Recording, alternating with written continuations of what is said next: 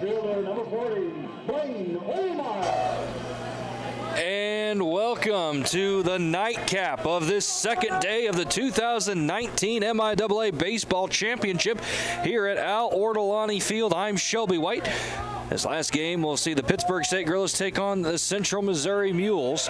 Leading things off for the Gorillas in the top of the first, is Blaine Olmeyer, the left fielder. He's facing off against Luke Lucas, the starting pitcher for the Mules. Count no balls and one strike. The 0-1 is on the inside corner. No balls and two strikes now on the left-handed hitting Olmeyer.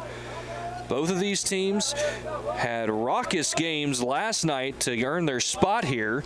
The Mules had to come from behind to beat the Missouri Western Griffins, and Olmeyer is going to swing over the top of that breaking ball and go down one on three straight pitches for the first out of the game, and the first strikeout retired by Olmeyer.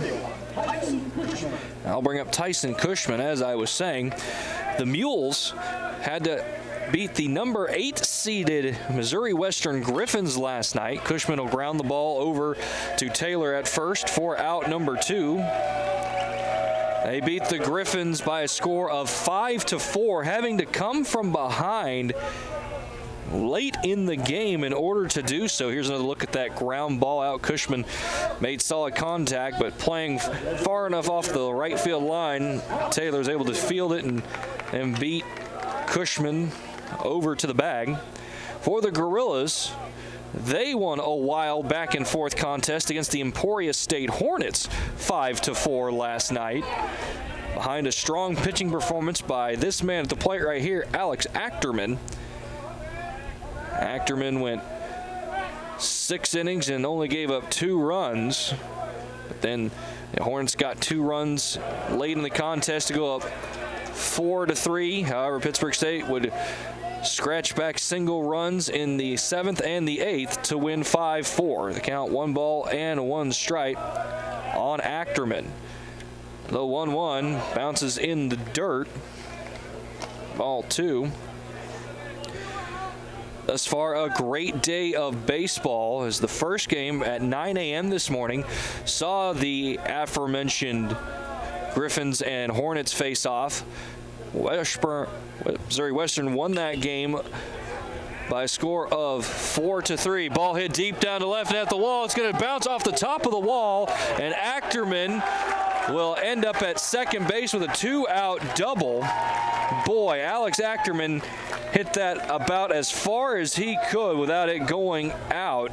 Take another look at it right here, going all the way down the left field line, and it went off the bottom of the wall. Great recovery there by the left fielder Schumacher in order to prevent Achterman from advancing past second. But Gorillas have a chance here to score with 2 outs, and the batter is John Oliver, their first baseman. First game saw the Griffins beat the Hornets by a score of 4-2.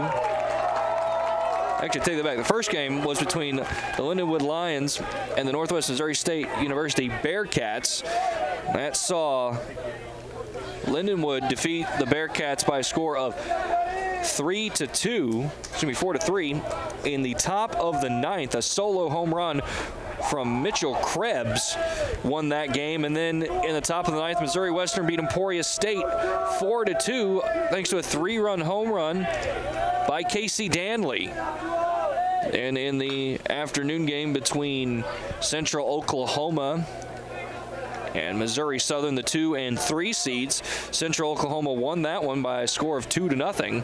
3 straight hits in the 4th, including 2 doubles, gave Central Oklahoma the win. Now, the first ball to Oliver that got away from the catcher, scampering on down to third, was Achterman on a pass ball. Ball hit into right field, and that's going to drop for a base hit in front of Webb. John Oliver drives in the first run of the game in the first inning, scoring Alex Achterman. Achterman helping himself out there by alertly going to third on the pass ball. And John Oliver, what a short, compact swing right there. Stayed inside of the ball, drove it the opposite way, right where it was pitched, and the ball kept slicing. There was no way for the second baseman, Sinks, to get there. So now the girls are up 1-0 here in the top of the first, and the train keeps rolling. First baseman Ty Herrenbrook is up. He'll ground into the shortstop Madera, who throws over to first in time to retire Herrenbrook. But the Gorillas strike first on a 2-out double and a 2-out single.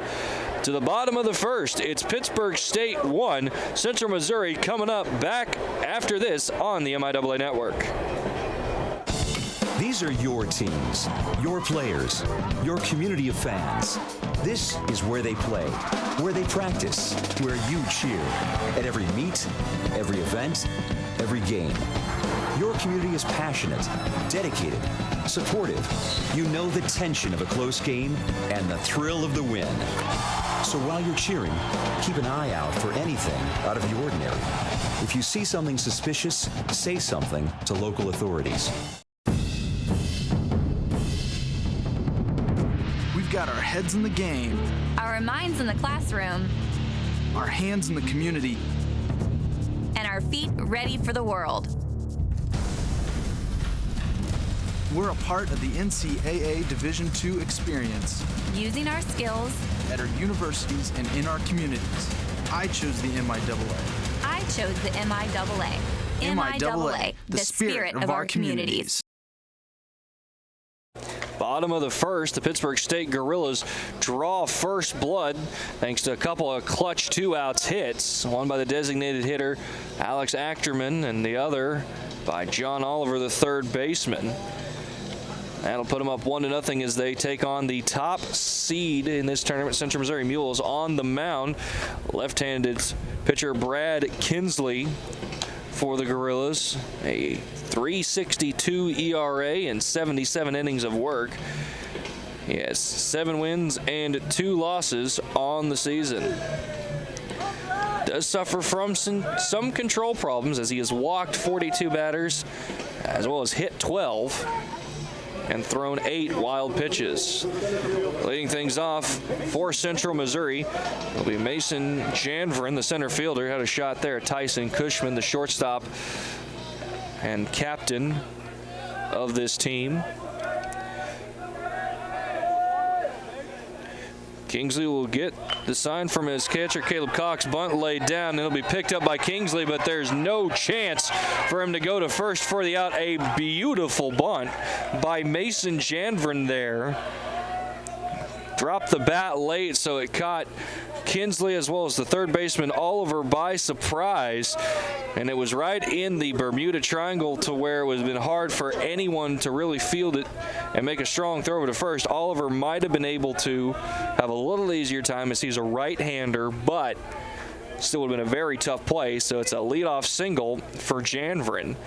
Now we're going to see Kingsley work out of the stretch, and the first pitch is on the outside corner for a strike against the Central Missouri Mules shortstop, Alex Madera.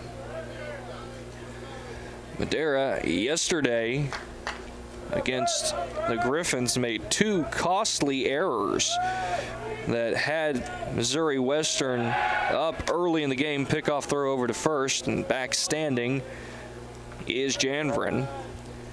However, it did not matter as the Mules were able to come from behind and get the victory.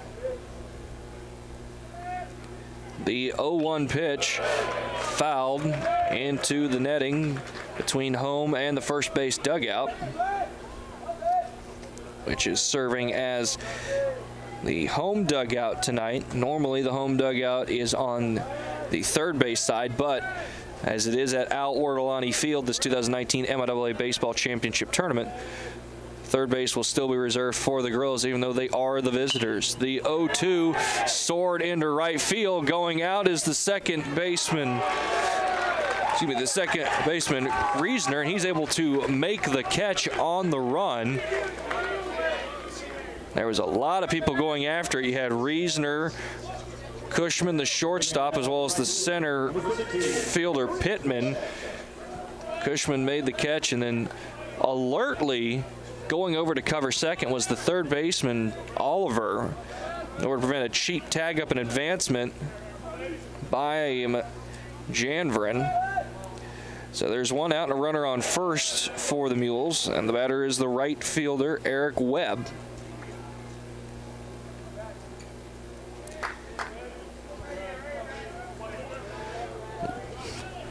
Catcher tonight for the Gorillas is Caleb Cox. After last night's catcher was Pinkett. Throw over and once again back rather easily as Janvrin. This time he did take a dive just to be on the safe side. Again, is 1 ball and no strikes on Webb.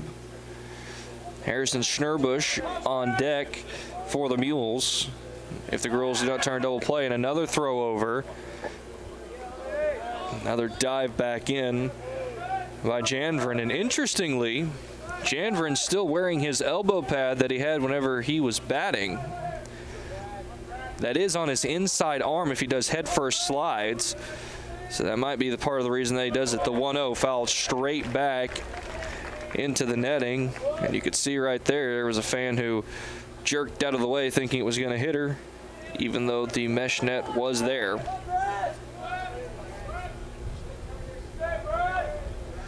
One ball, one strike, one out. Pittsburgh State leading 1-0 here in the top of the first. And now throw over to first. They're going to have Janvrin caught off the base. Now they're going to run him back towards second. Throw down, tag in time. And Janvrin is picked off. 1-3-4-1. Perfect time for the pickoff and a great move there. And that was a very strong chest-high throw by Kinsey over there to first. Got it to his first baseman, Herrenbrook, in plenty of time to get it over to Quinn Reisner at second. That allowed it to get back to Kinsey for the tag out, and that's out number 2, eliminating the base runner. Nobody on, 2 out now in the bottom of the first. The 2-1, that's sent high and out of play over the first base dugout. So that's 2 balls and 2 strikes on Eric Webb, the right fielder.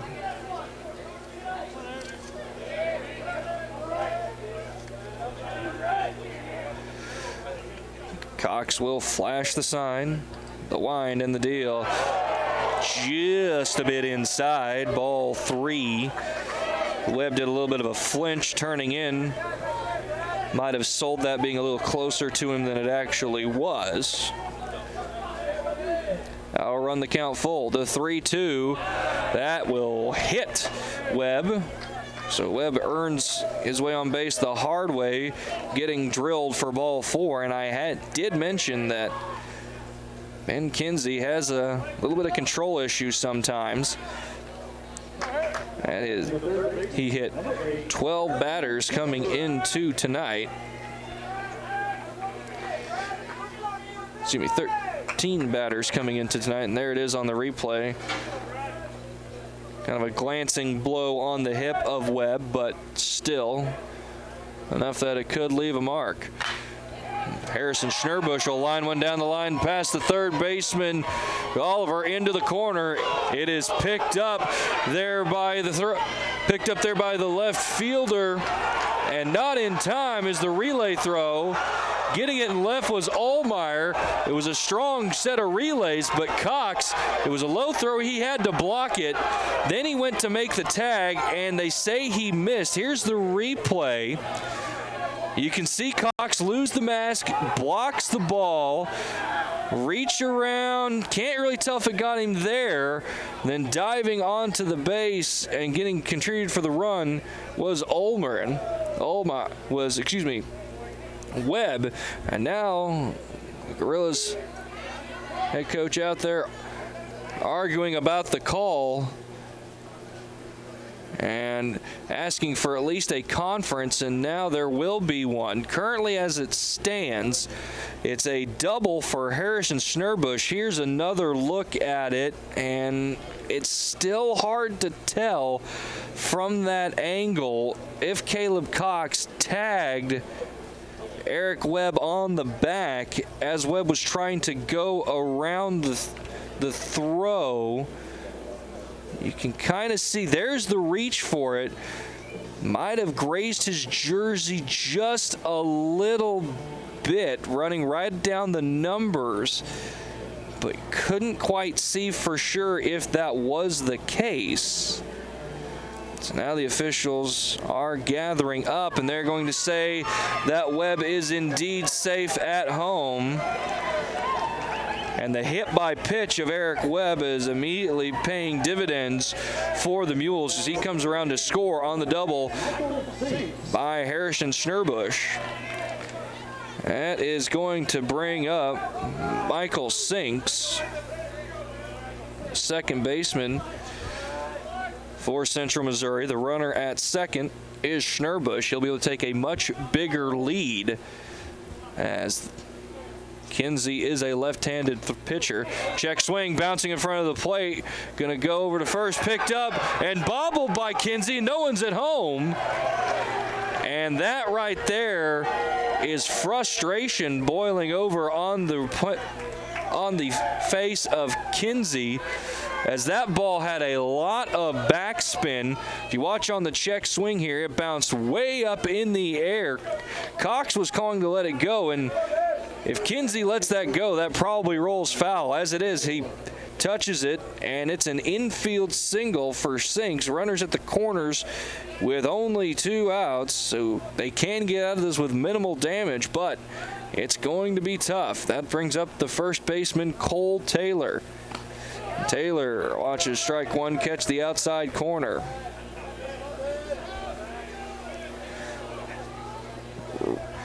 All this started because Kinsey hit Eric Webb after getting 2 outs on a phenomenal pickoff move. Ground ball up the middle, picked up by Cushman at short behind second base. He'll throw it over to first in time to retire the side, but the Mules are able to score one of their own and tie this game up at 1 apiece. At the end of 1 full inning, it's Pitt State 1, Central Missouri 1. Back after this with more baseball here on the MIAA Network. In NCAA Division II, community engagement is an initiative at all 25 national championships because student athletes want to give back while competing for a national title. Over the course of the year, Division II student athletes have an opportunity to leave a lasting impression in local communities throughout the country. Whether Division II student athletes are volunteering at hospitals, schools, after-school care programs, foster homes, or retirement villages, they make a difference in the lives of others. In Division II, we rise to the opportunity and make community engagement ours. I knew that there was an opportunity to have my college paid for if I was good enough to play baseball at that level. That was going to make a big difference in my family. D2 baseball gave me an opportunity to play at a high level and to get an education that's going to be valuable for me throughout the rest of my life. I chose to take my experience of being a student athlete and pursue that within my career and to get a master's degree. If I wouldn't have had a baseball scholarship, there'd be no chance that I'm doing what I'm doing today. It's top of the second, and already some craziness abounding.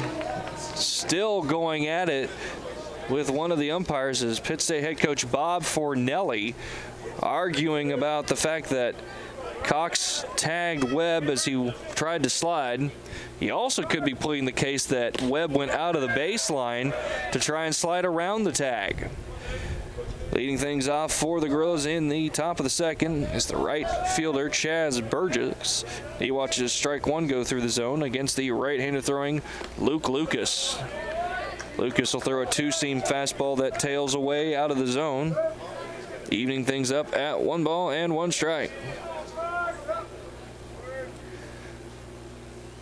The 1-1 and swung over the top did Burgess there. Breaking ball that dove down and in on the left-handed hitter, but he is unable to come up with it. Burgess on the year is a .281 hitter, and he'll strike out there for the first out of the inning. That's Caleb Cox, the catcher, and you can look at it right here.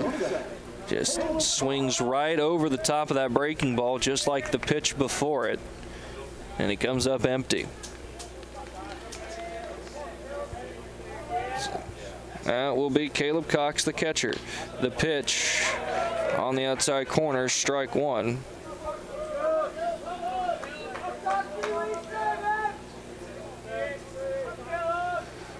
Getting the sign is Zach Whalen, the catcher. He'll flash it. Now the 1-0 sent into left center field. That's going to drop for a hit. It'll be cut off by Schumacher and tossed into Madera. It's a one-out single for Caleb Cox and the Gorillas. Nice piece of hitting there, as able to just stroke it into left center field. Now center fielder Tyler Pittman is up. Pittman coming in to today's game, hitting 183, but he has a .308 on base percentage. So he's a table setter at the bottom end of the lineup for Pittsburgh State. Strike one at the knees. Bit of a short leave over at first by Cox, as he is not fleet of foot. So no reason for him to try and do anything out of the ordinary. The 0-1 on the inside corner this time. No balls and two strikes. So Pittman gonna have to be careful. And you may see Cox go here just to avoid grounding into a double play, even though Pittman does have good speed. Giant hole on the right side of the infield as the first baseman Taylor is holding Cox on. The 0-2 check swing. And they say Pittman did not go around. Luke Lucas there. Lucas coming into today with a 1.60 ERA and only 28 2/3 innings work. He does have 5 wins, however. Long looking at his catcher on the 1-2, and that'll lock the knees of Pittman. The bat never left Pittman's shoulders. He struck out looking for the second out of the inning. See it right here. I mean, that was right down the main street. Little leg jiggle by Pittman as he was locked up. So now it's a runner on first with 2 out. The runner, the catcher Cox, held on by Taylor. Batters the number 9 hitter, Quinn Reesner. All at the knees, strike one. Coming into today, Luke Lucas only had 25 strikeouts and 28 innings of work. Thus far, he's got 3 in 2 innings. The 0-1 from Lucas to Reesner after a couple checks of the runner is low, ball 1. Taylor still holding Cox on at first, and then shifted over way towards second base as the second baseman sinks. So there's a big gap. Throw over to first. Diving back in is Cox. Tag applied by Taylor, but after Cox was able to get on the bag. Defense is straight away for Central Missouri. Out in the outfield.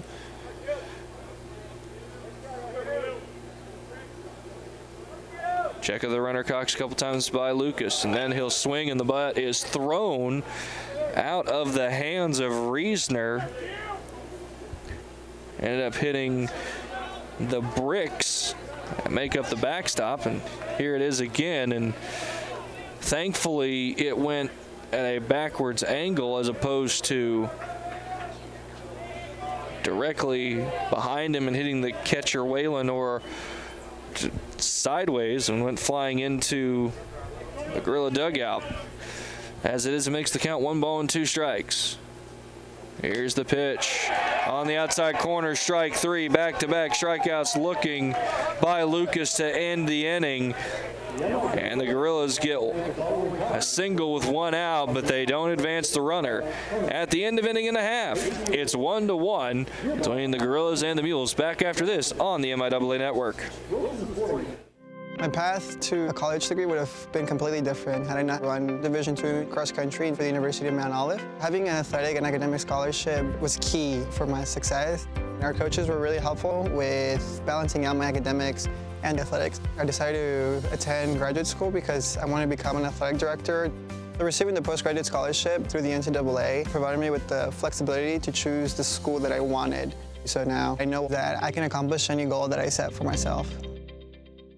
Being a champion takes more than talent, more than the perfect pass, more than using your head.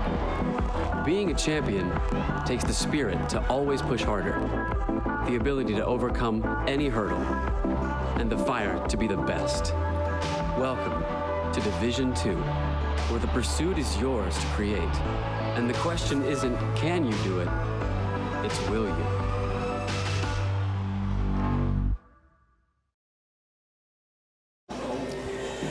Bottom of the first, the score is tied 1-1.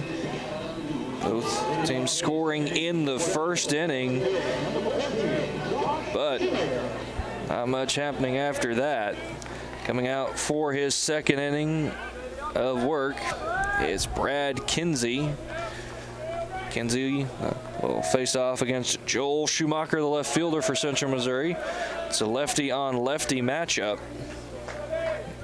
That one will miss high, ball one. Kinsey will work quickly. The 1-0 is grounded foul, and a couple Central Missouri players reaching up and jumping to try and grab it. They're able to do so. It's still a strike, 1 ball and 1 strike here with nobody on and 1 out. Nobody on and nobody out, excuse me, in the bottom of the second. Big sweeping curveball, missing low and away, ball 2.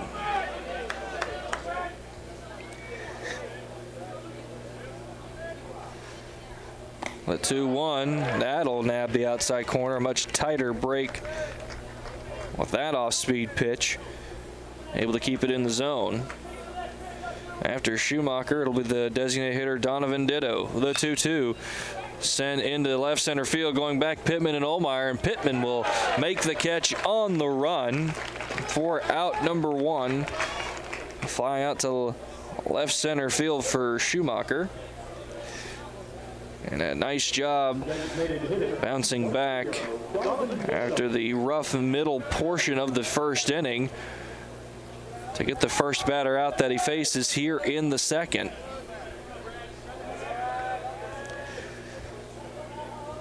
Donovan Ditto, the designated hitter for Central Missouri, is up now, and there again is that big sweeping breaking ball.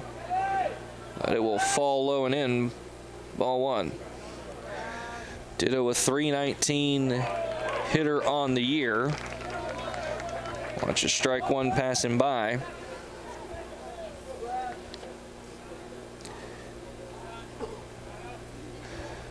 The 1-1, that one will be popped to third on a shuffle, on a giant hop in front of home.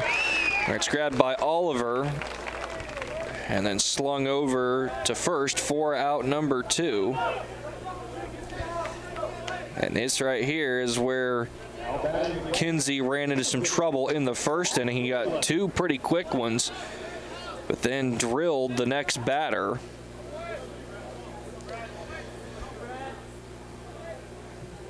Batter will be Zach Whalen, the catcher for Central Missouri, and he bounces out of the way as it runs a little too far inside for his liking. The 1-0 knocked out of play over first base. So that makes it 1 ball and 1 strike. If Whalen can reach it, it'll go back to the top of the order for Central Missouri. The 1-1. This is the outside corner. 2-1.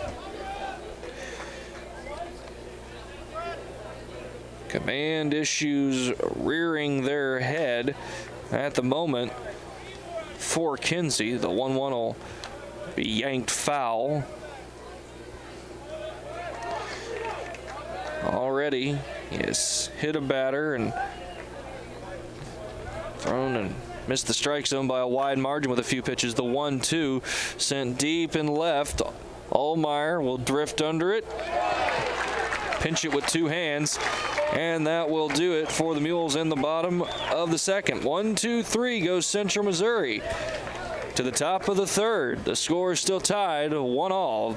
Back after this commercial break on the MIAA Network.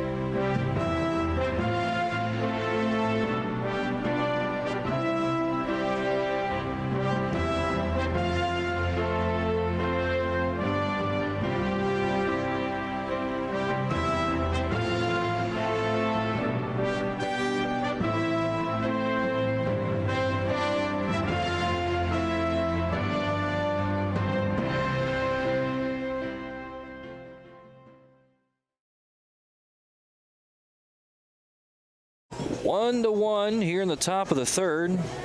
Both the Mules and the Girls have scored one run on 3 hits. And they're matching each other blow for blow here in the early goings. Go back to the top of the order for the Gorillas, and Blaine Allmeyer, who struck out to lead the game off against Luke Lucas. The first pitch swung on and missed by Allmeyer. Kind of stepped toward first, and in doing so shortened his arm swing.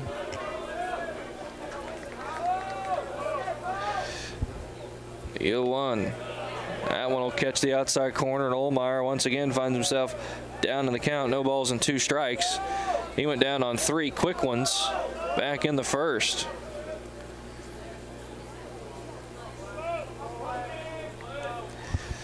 The 0-2 to Allmeyer will bounce outside of the zone. Ball 1 basically hit in the right-hand batter's box.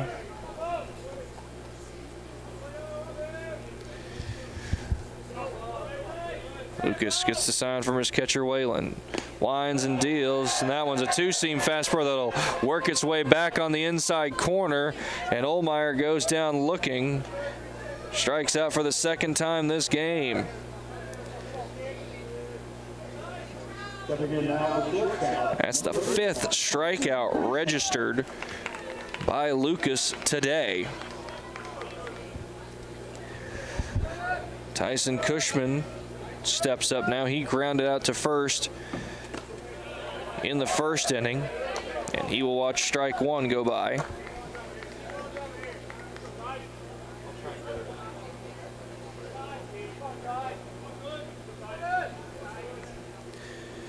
The 0-1 to Cushman hits him in the shin, and he will end on down to first. They tried to back foot Cushman with a breaking ball and did not move enough. Ended up actually hitting Cushman on the shins. Now Alex Achterman comes up, who hit a double off the base of the wall in left field. With 2 outs and nobody on. Eventually he came around to score on the single by John Oliver. He'll swing at the first pitch. He stays headed to the second baseman, and there's nowhere to go. Sinks does not field it cleanly, trying to turn it a double play before he had it secured. And that's going to be an error on the Central Missouri second baseman. That was right at him. There was no reason Michael Sinks should not make that play. 9 times out of 10. So that'll bring up John Oliver.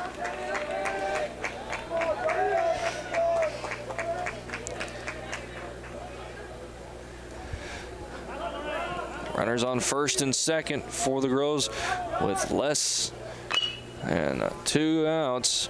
And Oliver is going to have to do his best to try and bring the run around. He'll foul off the first pitch that he sees here.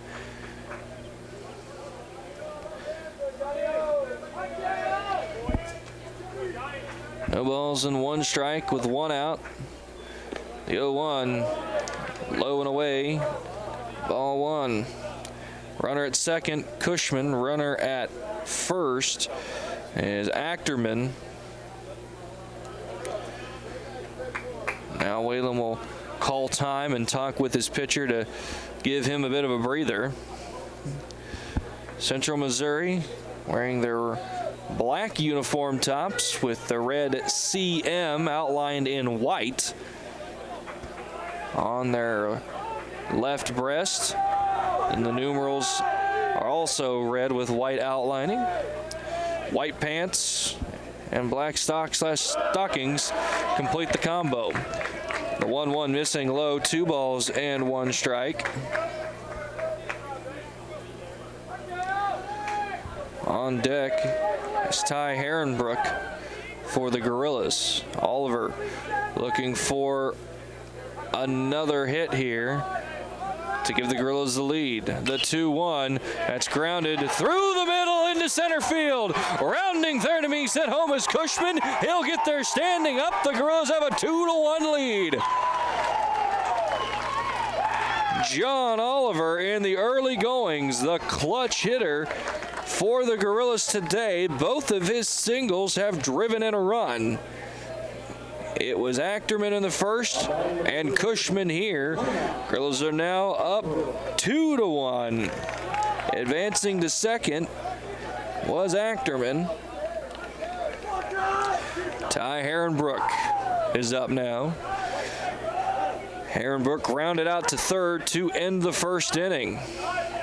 Second baseman sinks, trying to keep Achterman close. First pitch to Herrenbrook is a strike. First baseman Taylor is well back off the bag and well off the line of first, trying to help cover a little bit of the gap on the first base side.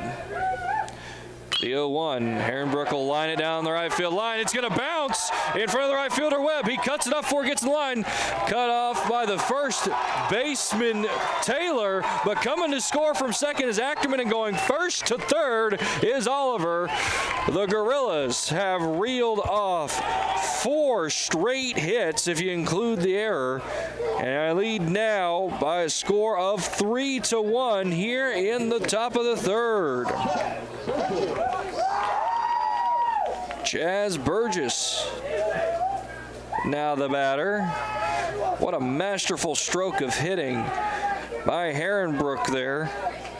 Sent it right down the line. Thought for a moment it might get into the corner, but phenomenal job by Webb to cut it off. So now Luke Lucas is really going to have to dig deep and try and keep the ball on the ground, or maybe get a strikeout. Runners are at the corners with 1 out. No balls and 1 strike on Burgess. The left-handed hitter facing off against the right-handed throwing Lucas, and Burgess will swing and miss there. Pulled his head off and came up empty. Whalen will look into the Mule dugout, get the sign, flash it. Lucas likes it, comes set, checks the runner at first, checks him twice, and the pitch, low, 2-seamer, and spinning after delivering that was Lucas. 1 ball and 2 strikes on Chaz Burgess. Chaz on the season, 278 hitter. The 1-2 swung on and missed. That was a fastball on the outside corner, and Burgess could not make contact. That's the second out of the inning. Both outs thus far have come via the strikeout. Here's another look at it, and Burgess just did not catch up to it. That'll bring up Caleb Cox. Like I said, it's interesting because coming into today, Luke Lucas, not known for his strikeout prowess, throw over to first and diving back in safely is Herrenbrook. But already in this game, Lucas has 6 strikeouts.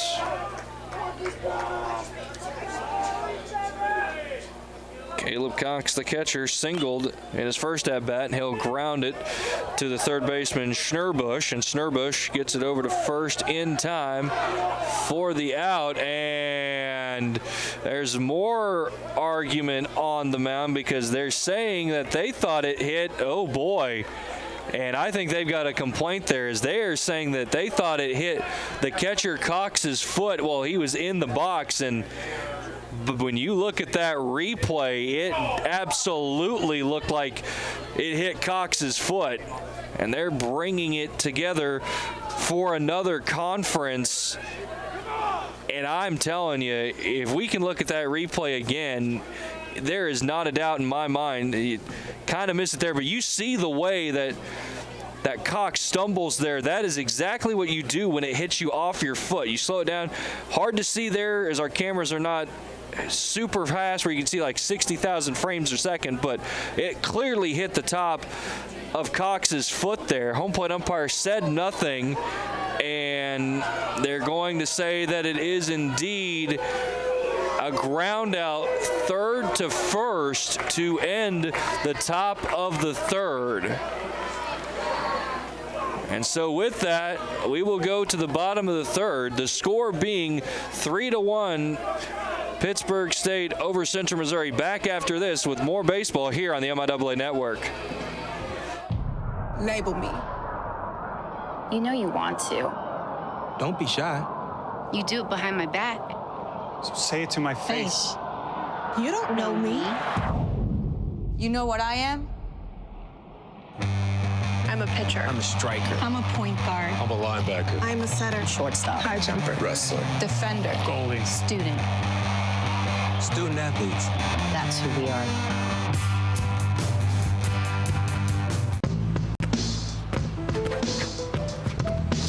It's not about where you were born. It's not about your gender or the color of your skin, or whether you're rich, poor, or in the middle. No matter what you play, if you have the skill and drive to succeed in school and in sports, we'll provide the opportunity. It is the bottom of the third. The Gorillas lead Central Missouri 3-1. The top of the third ending on a controversial non-call, as batting was Caleb Cox. He grounded out, say the umpires, to third base, although upon replay you could clearly see Cox fouling the ball off his foot. I will admit, in real time when I watched it, I was curious as to why Cox was nowhere near first base, but upon seeing the replay, I immediately understood why. But it was called a ground out, so here we are in the bottom of the third. The leadoff batter is Mason Janvrin, who laid down a bunt for a single in his first at-bat in the bottom of the first. And here he finds himself down in the count quickly to Brad Kinsey. Left-hand pitcher filling up the zone. The 0-2, it was called for low and it was missed high, and as a result fouled out of play. Look into Central Missouri dugout.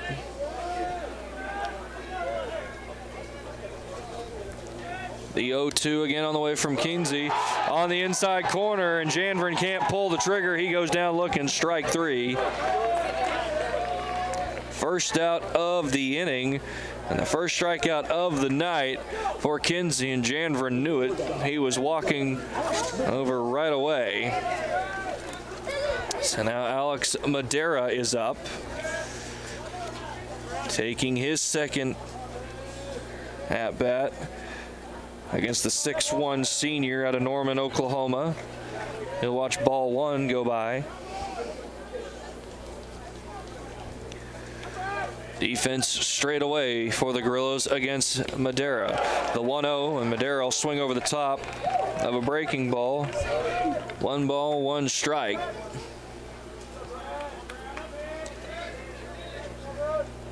Madera, a .361 hitter overall, but he hits lefties slightly better at .383.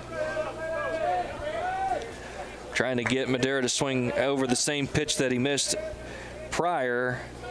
Great pitch-to-pitch adjustment. Alex Madera, he's able to lay off. The 2-1 just a bit low. 3 balls and 1 strike now.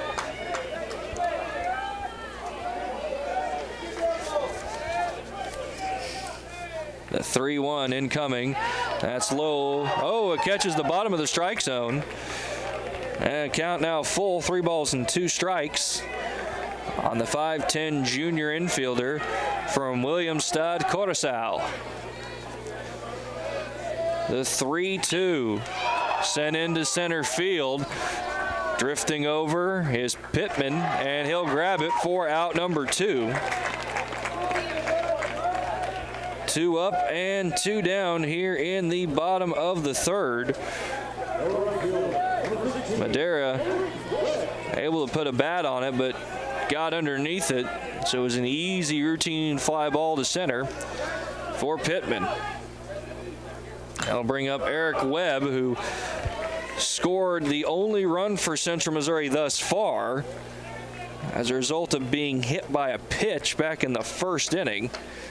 He then came around to score on the double by Harrison Schnurbush on what was a controversial call, the 0-1 at the knees.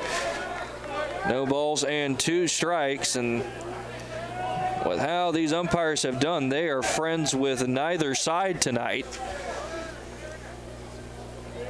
The 0-2 sent up, soaring into the dark blue night. Second baseman Quinn Reesner will make the catch after having a little bit of trouble tracking it when he called it. Smiling as he runs by his shortstop, Cushman, is Reesner upon making the catch. But 3 up, 3 down go the Mules here in the bottom of the 3rd, and a little bit of a snow cone there. So we go to the top of the 4th. The score is Pitt State 3, Central Missouri 1. Back after this on the MIAA Network. There are over 480,000 college athletes. Only 2% would go pro. That means over 470,000 will not get a shoe contract. No autographs. No private jets. No fan clubs. No Hall of Fame inductions. Instead, they will walk away with something much more valuable.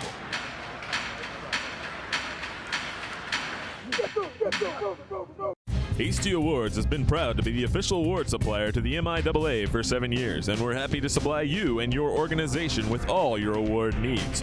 Whether you're ordering for your individual youth sports team or placing a custom medal order, we have you covered. As always, you have our lowest price guarantee, highest quality awards, exceptional service, and our hasty turnaround. We are ready to serve you for your next event, no matter how large or small. Hasty Awards is the #1 source for all your award and recognition needs. It is the top of the 4th here. The score 3-1.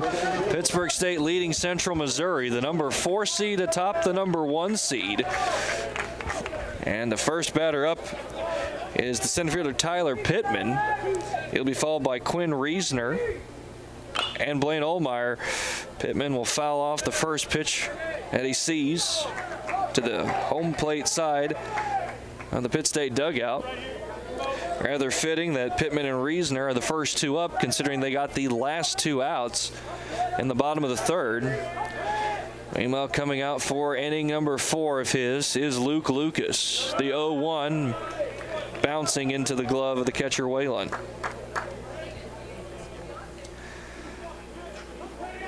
Pittman, as I mentioned, below the Mendoza line, a 181 hitter, but he is able to get on base at a consistent clip. 306 on base percentage. That's a result of him being able to draw plenty of walks. The 1-2, he'll stay alive by spoiling it. Get a chance to do it again here. In his previous at bat, Pittman went down on strikes looking.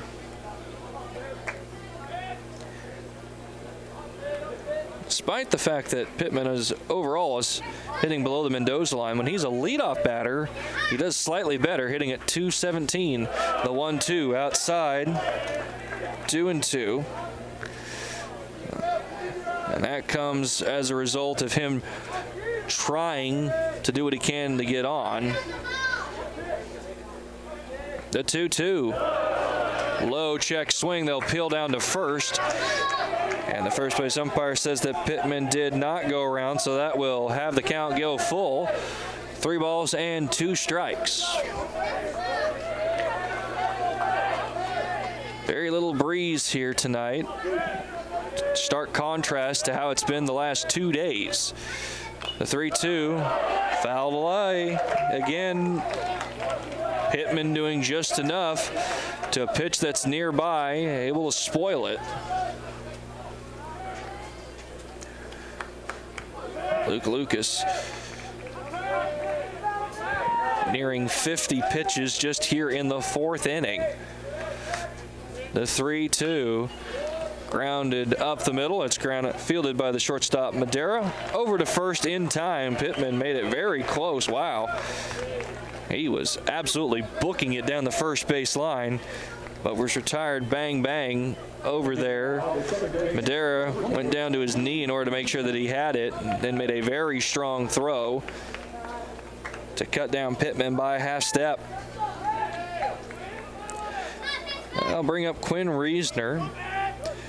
Reesner also went down looking on strikes in the 2nd inning. His first pitch, he'll ground out to the second baseman Sinks, who catches it on a shoulder high hop and tosses it over to Taylor at first for out number 2. Just like that, it's 2 up and 2 down for the girls here in the 4th. California hop right in front of home. Ended up bouncing to the head high of Sinks. He's able to get there. Brian Ohlmeyer will step up here, squares around as if to bunt, pulls the bat back, and they're going to ask if he offered. And third base umpire says no, it's a ball. 1 ball and no strikes, with nobody on and 2 out here in the top of the 4th. Ohlmeyer fouls it off, out of play. Over the new facility for the Pitt State baseball program here at Al Ortolani Field. Added on just to the north end of their home dugout on the third base side. The 1-1. That one will be lined through the hole past a diving Schnurbush at third. Into left field. It's a 2-out single for Ohlmeyer. And the girls have yet another base runner on. An attempt to add to this 2-run lead here. Ball in the outer half of the plate, and textbook job of hitting it where it's pitched, as well as hitting them where they ain't. So now Tyson Cushman is up. Cushman 0 for 1 officially. He grounded out to first in the 1st, and then he was hit by a pitch in the 3rd. Lucas taking a long time after coming set. Ball bounces in front of home and then in and out of the glove of Waylon, the catcher, but not far enough away to allow Ohlmeyer to take second base.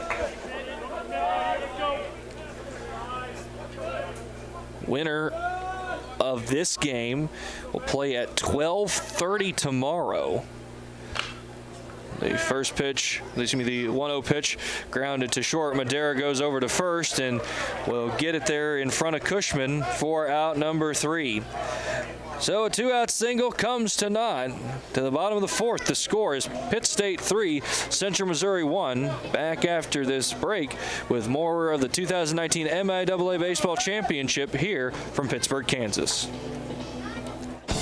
These are your teams, your players, your community of fans. This is where they play, where they practice, where you cheer.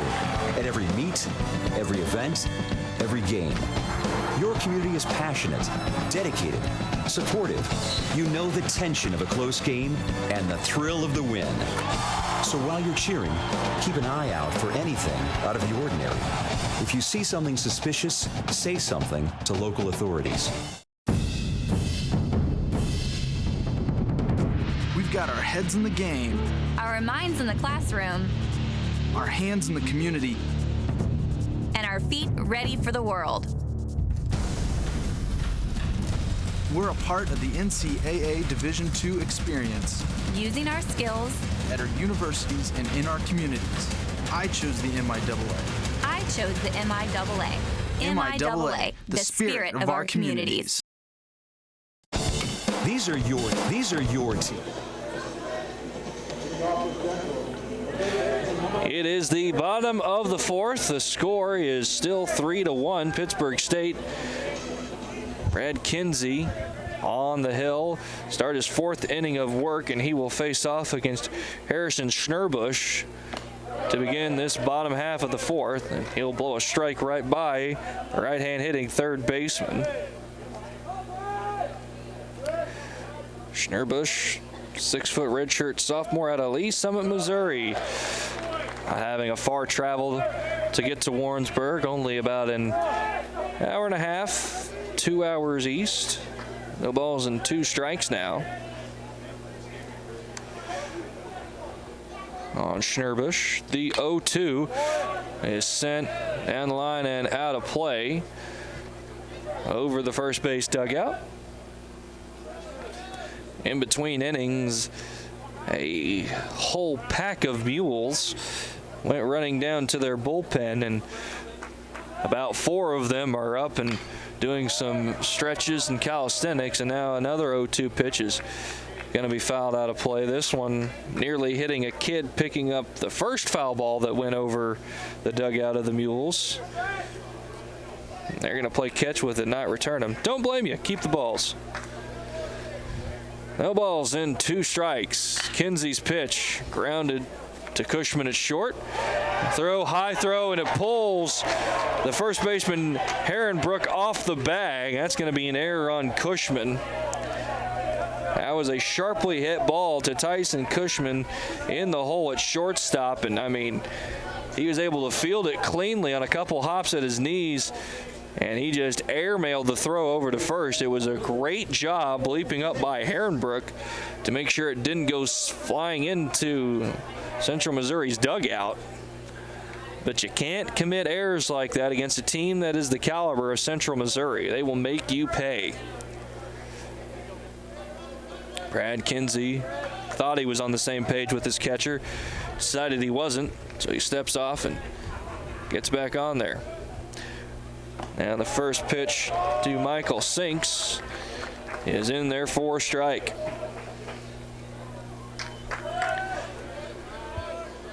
Shifting over toward first in a double play depth is Reasoner, the second base for Pittsburgh State, trying to help cover the gap as Herrenbrook holds the runner. The 0-1 low, 1 ball and 1 strike.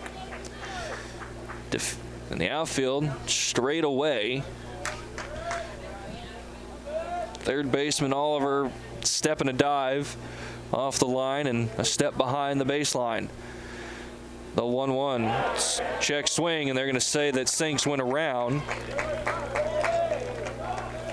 Makes it 1 ball and 2 strikes here, with Schnurbush at first for the Mules and nobody out.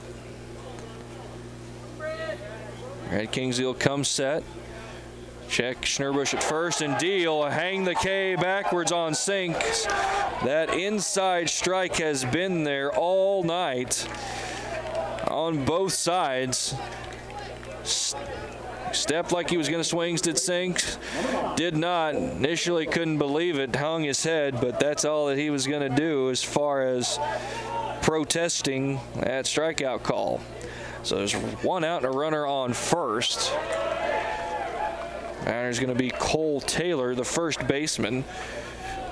He grounded out to Cushman at short to end the first inning. Now Cushman's going to shift over a little closer to second base and stand about on the green turf, signifying the outfield in double play depth. Also moving back to the outfield turf is Reesner. The 0-1 is just a bit outside. 1 ball and 1 strike here.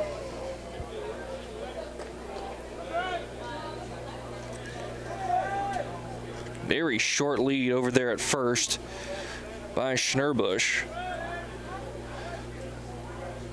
The pitch lined into left center field.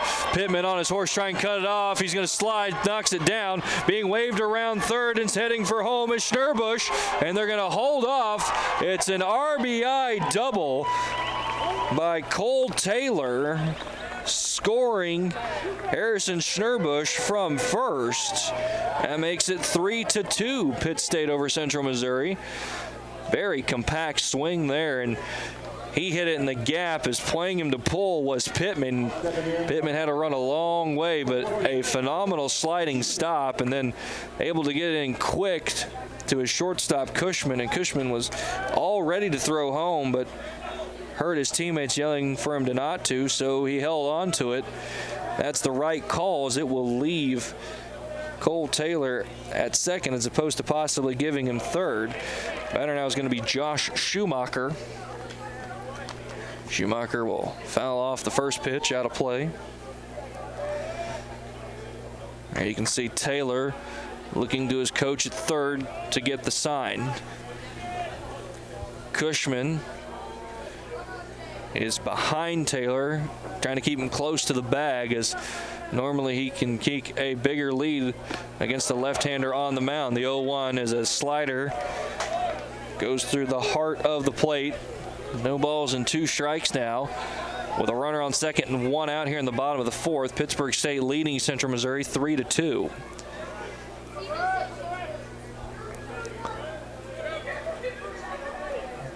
The 0-2 low, good block by Cox, keeping it in front of him.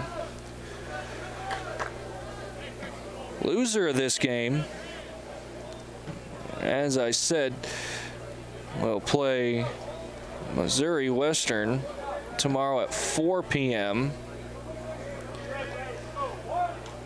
Meanwhile, the winner will take on the winner of Lindenwood and Missouri Southern tomorrow at 9 a.m. 1 ball and 2 strikes against Schumacher, and almost considered swinging at the pitch that he went after when it was no balls and 1 strike, but he's able to lay off, and it runs the count even to 2-2. Cox gets the sign, runs through the signals.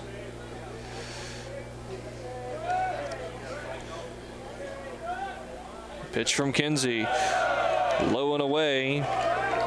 Schumacher again tempted by that low outside slider, but last 2 pitches he's been able to hold off on it to fill the count full.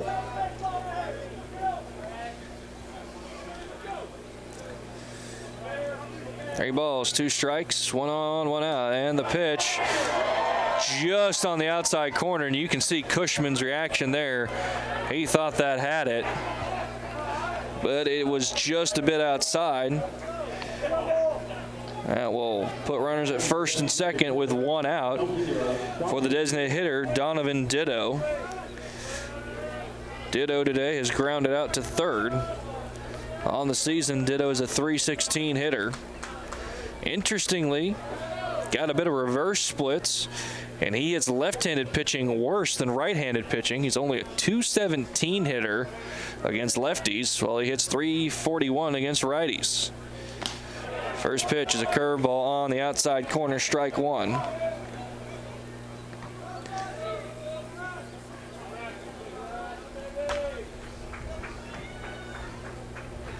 Kinsey with 57 pitches at this point. He'll check the runner. Schumacher at second. Ground ball right back up the middle. Kinsey has it, and he throws it into center field. One run is in, and being held at third is Schumacher from first. Brad Kinsey tried to do a little too much. He caught it. He had plenty of time to step and throw to second, and he just airmailed that throw to the right field side of second base, allowing the third Central Missouri run to score. See, take a look here. He had it. He didn't even set his feet. He was falling off the mound on the third base side, and he lifted his second baseman Reisner out to dry. With that, I have a mound visit from pitching coach Aaron Mead.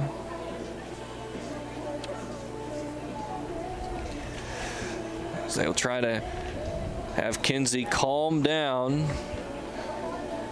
and get the out here. The batter will be Zach Whalen, the catcher. It's the second error committed by the Gorillas tonight. And you absolutely cannot give Central Missouri extra chances. It's also the second error committed by the Gorillas this inning. The bottom of the fourth began with a throwing error from Tyson Cushman at short. That allowed Harrison Schnurbush to score.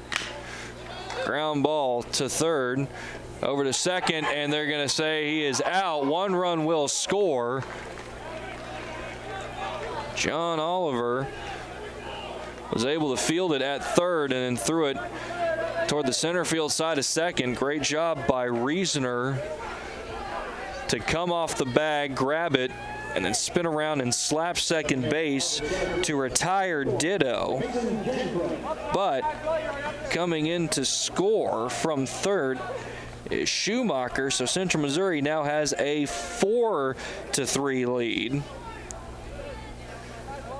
over Pittsburgh State. And the batter is Mason Janvrin, the center fielder. Take another look at it. Ground ball sharply hit Oliver. He double clutched because he saw that Reisner, was not there at second. That double clutch is what had the ball end up on the center field side of second. It's 2 balls and no strikes on Mason Janvrin. 3 runs this inning scored by the Mules, and arguably all of them gifts by the Gorillas. The 2-1 low, 3-0. As if Cushman takes his time and makes a strong throw over to first, Schnurbush is out. Cole Taylor will have the double, but that doesn't score Schnurbush. Schumacher, we can go ahead and give him the walk just for kicks. Then you have the error just now by Kinsey, and there's a chance that that error doesn't even occur because Kinsey has 2 outs and he's able to be more relaxed, make a stronger throw over to first. Count now full against Janvrin. But you can run through all the what-if scenarios you want, doesn't matter. This is what's happened. Count is now full.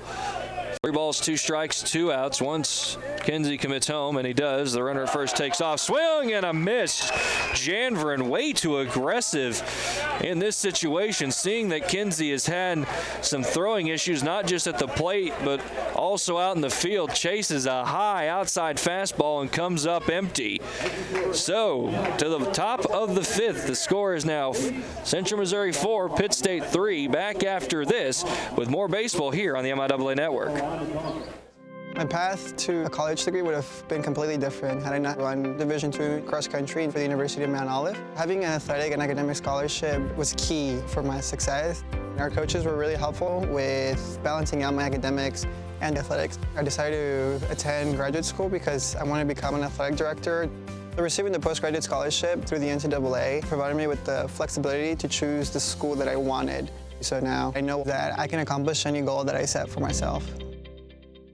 Being a champion takes more than talent, more than the perfect pass, more than using your head. Being a champion takes the spirit to always push harder, the ability to overcome any hurdle, and the fire to be the best. Welcome to Division II, where the pursuit is yours to create. And the question isn't, can you do it? It's, will you?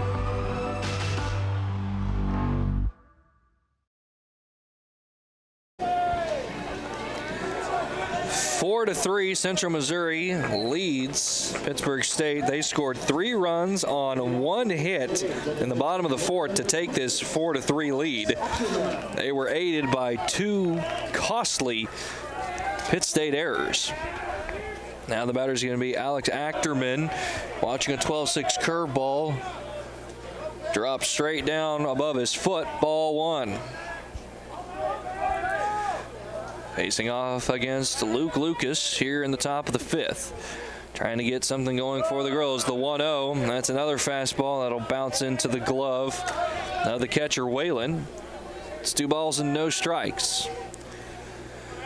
Defense straight away. Only defensive shifting as Sinks being shaded closer toward first from his second base position, as well as being back in the shallow right field.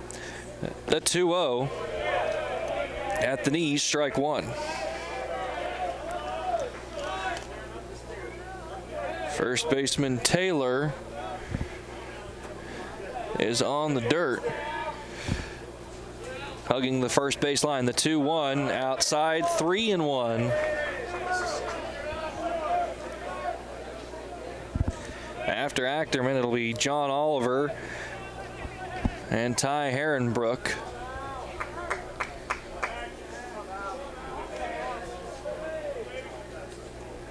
Luke Lucas being very methodical, finally gets the sign that he wants. Winds and deals. That's a 2-seamer that'll miss low and away, ball 4. Achterman draws a leadoff walk.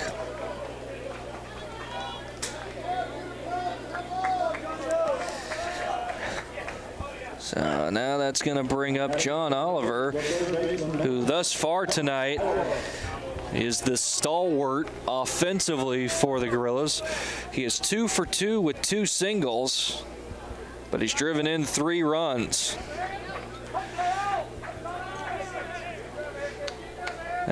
Two of those have been Alex Achterman. First pitch, Oliver grounds it through the hole past the diving Schnurbush. Madera, the shortstop, set up in double play depth, unable to back up his third baseman. So it's going to get into left field, and the first 2 Gorillas are aboard here in the top of the 5th. Chance to take back the runs they gave away in the bottom of the 4th. I'll bring up the first baseman, Ty Herrenbrook.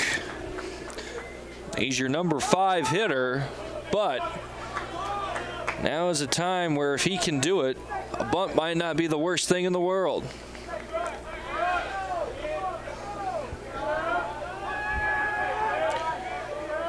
Runner at second, Achterman. He'll get a check from Lucas, and the pitch is in the dirt, ball 1.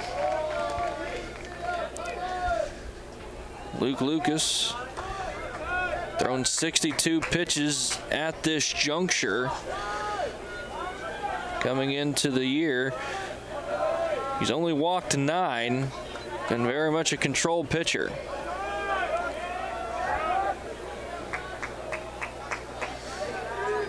Running through all the signs a second time now is Whalen, and because of that, Achterman will ask for time and be granted it. Herrenbrook will ask for time and be granted it. And now be a conference on the mound between Whalen, Lucas, and assistant coach Amian Stemberski. No one is really up and throwing in the Central Missouri bullpen, so it's not a pitching change imminent. Herrenbrook in his previous at-bats has grounded out to third and singled. There's John Oliver there at first. 3 for 3 with 3 singles and 3 RBIs. Oliver's doing his part to help the Gorillas get this win. Now the home plate umpire will go and speed the conference along. Count is 1 ball and no strikes here in the last game of day 2 of the 2019 MIAA Baseball Championship. Runner at second, Alex Ackerman. The runner first, John Oliver. The 1-0 is a slow breaking ball. Well, nabbed the outside edge. Strike 1. At this point, with less than 2 strikes, Herrenbrook can look for something flat to try and drive. The 1-1, low, 2-1. Bottom dropped out of that breaking ball, and Herrenbrook was able to lay off. 2 balls and 1 strikes.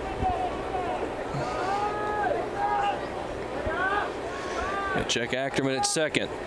The 2-1, and that will hit Herrenbrook on the elbow, and Herrenbrook is hurtful.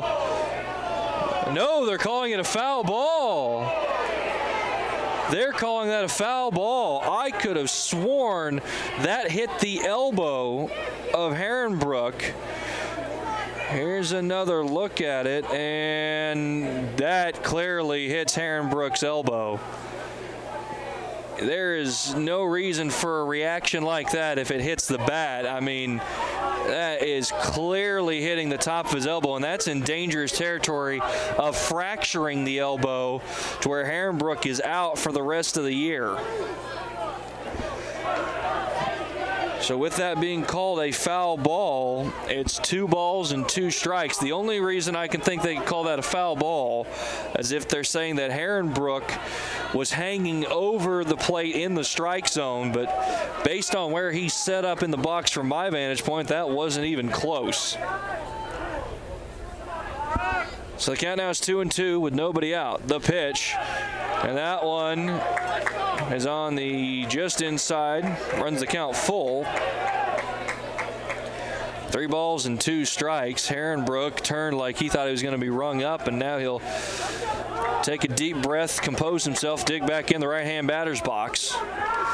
Second baseman sinks, vaguely holding Ackerman on at second. The 3-2. High ball 4, and Herrenbrook will draw the walk 2 pitches later after he was clearly hit by the pitch. So now the bases will be loaded with nobody out, and the batter is Chaz Burgess.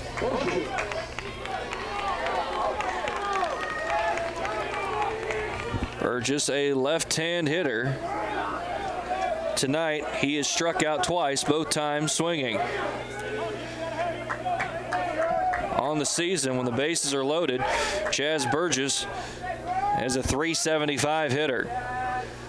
The pitch, he'll bounce it off the plate, foul. Ball 1. There's someone warming up down in Central Missouri's bullpen.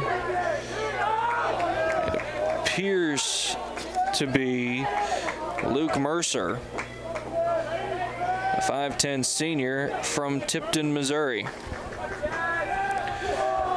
No balls and 1 strike on Burgess. The runner at third, Ackerman. The runner at second, Oliver. The runner at first, Herrenbrook. The 0-1 swung on and missed. Burgess wanted to put that to the right field wall and clear the bases, but he comes up empty.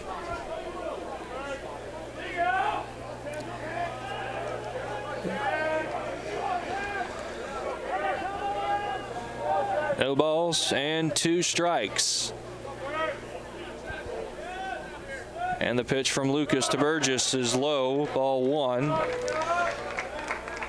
Whalen took his eye off it for a second, but able to smock it down. There you can see the runners, Achterman, Oliver, Herrenbrook.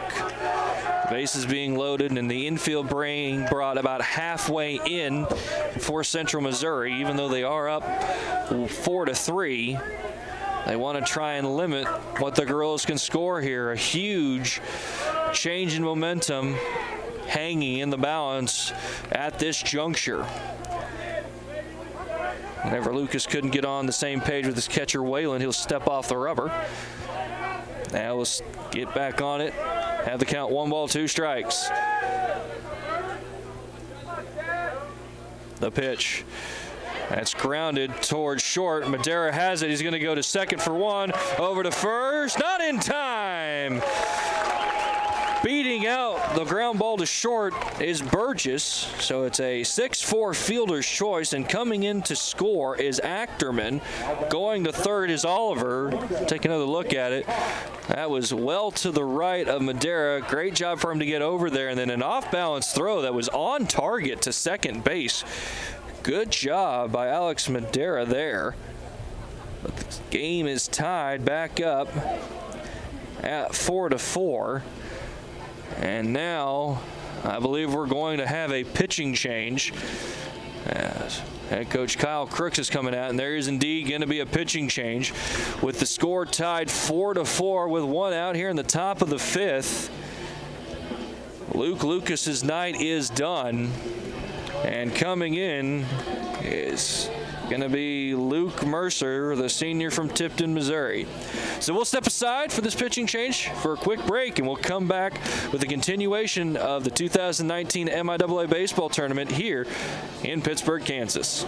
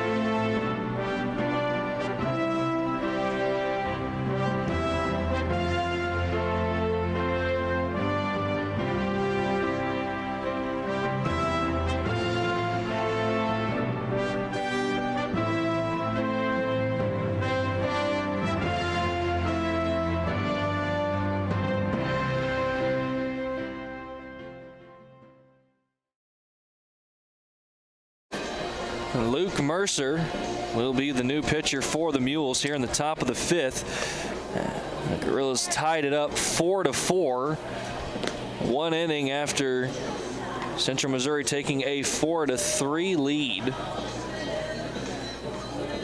Mercer, right-hander, only thrown 12 2/3 innings this year, and he's given up 12 runs. That's an 8.85 ERA. Has no wins and 2 losses on the year, but he also has 2 saves. First batter that Mercer will face is the catcher Caleb Cox, who grounded out to third in his last at-bat in the 3rd to end the inning amidst many controversies. As upon replay, it appeared that he fouled the ball off his foot in the batter's box. Home plate umpire said nothing. Nobody on. Runs to the corners with 1 out. Check swing, appeal down to first, and they say Cox did not go. So it's 1 ball and no strikes.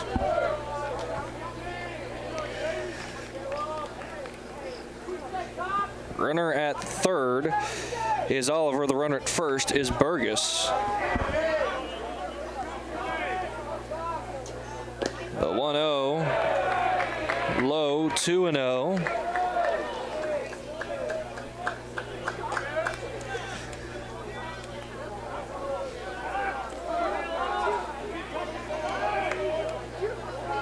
Waiting for the end of this game to set up the rest of tomorrow's bracket. The 2-0 is ripped foul of third. Thus far tomorrow at 9 o'clock, it's a battle of the Lions. Lindenwood versus Missouri Southern. That'll take place at 9 a.m. And that winner will take on the winner of this game at 12:30. Swing around the button, popping it up is Cox, and it's going to be caught by Mercer off the mound. That is not what he wanted to do there. He's trying to get Burgess over in scoring position, and he just didn't get underneath it. Went well, didn't get on top of it, excuse me, went well underneath it. So now there are 2 outs here in the top of the 5th, and the batter is Tyler Pittman.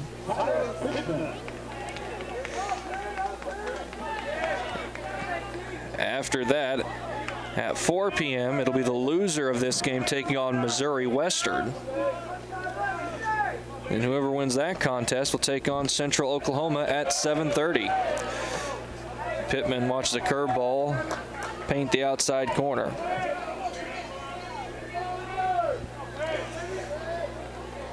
Mercer will get the sign from Whalen, comes set. Check the runner at first and deal. Swing around to bunt is Pittman, and he bunts it foul. Not a bad idea with 2 outs.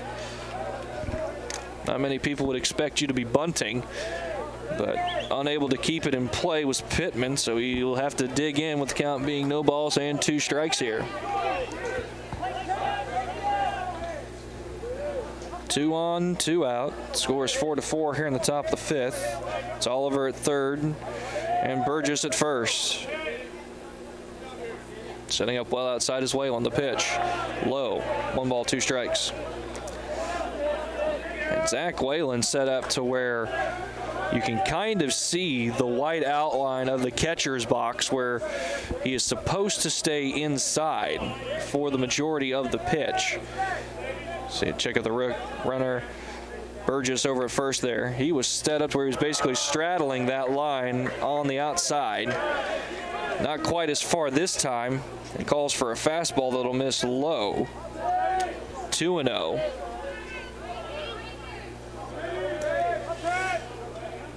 Pittman with the runners in scoring position. Throw over to first, dive back in safely by Burgess.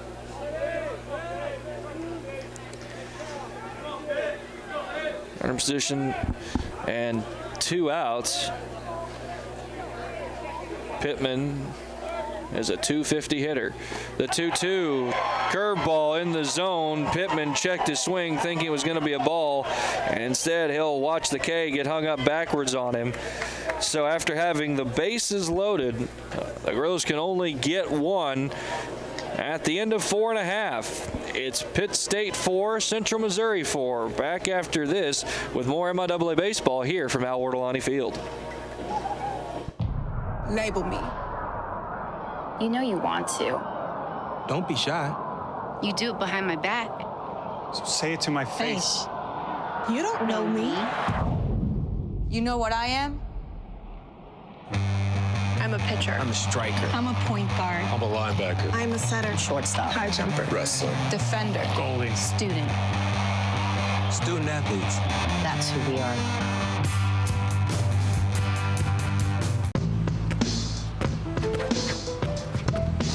It's not about where you were born. It's not about your gender or the color of your skin, or whether you're rich, poor, or in the middle. No matter what you play, if you have the skill and drive to succeed in school and in sports, we'll provide the opportunity.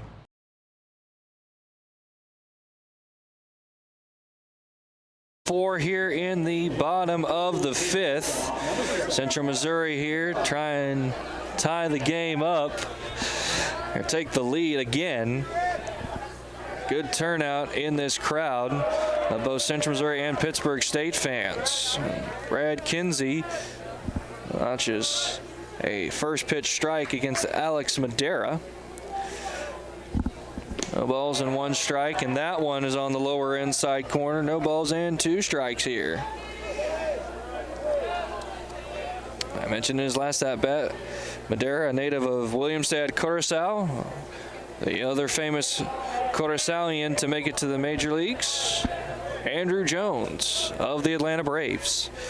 1 ball, 2 strikes on Madera. Additionally, Andrew Jones, one of the few players to play both in the Little League World Series and the Major League World Series.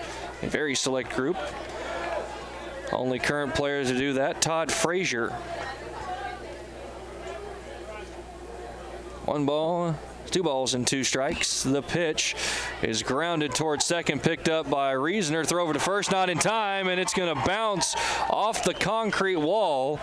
It's an infield single for Madera. That was a very tough pitch, a very tough play, excuse me, for Reasoner as he was going all the way toward left field. He tried to circle it and get his momentum going back toward first, but just couldn't quite get the necessary oomph on it. And so with that, it's an infield single. And leadoff runner aboard for the Mules here in the bottom of the 5th. Eric Webb will be the batter. Throw over to first, and just getting back in time is Madera with a head-first slide. Great pickoff move right there by Kinsey. He's already got 1 pickoff on the day, having snagged Mason Janvrin off of first back in the 1st inning. Pitch home to Webb is outside, ball 1. Webb was hit by a pitch in the 1st, and he eventually came around to score on the double by Harrison Schnurbush. After that, he has popped out to second. That ended the 3rd inning. The 1-0, unable to check his swing. Webb is called for a swinging strike.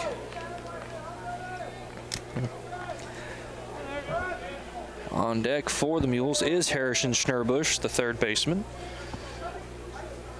Kinsey had 71 pitches here in the middle of the 5th. Another throw over to first, and this one not quite as close as Madera had a shorter lead, and he dives back in safely.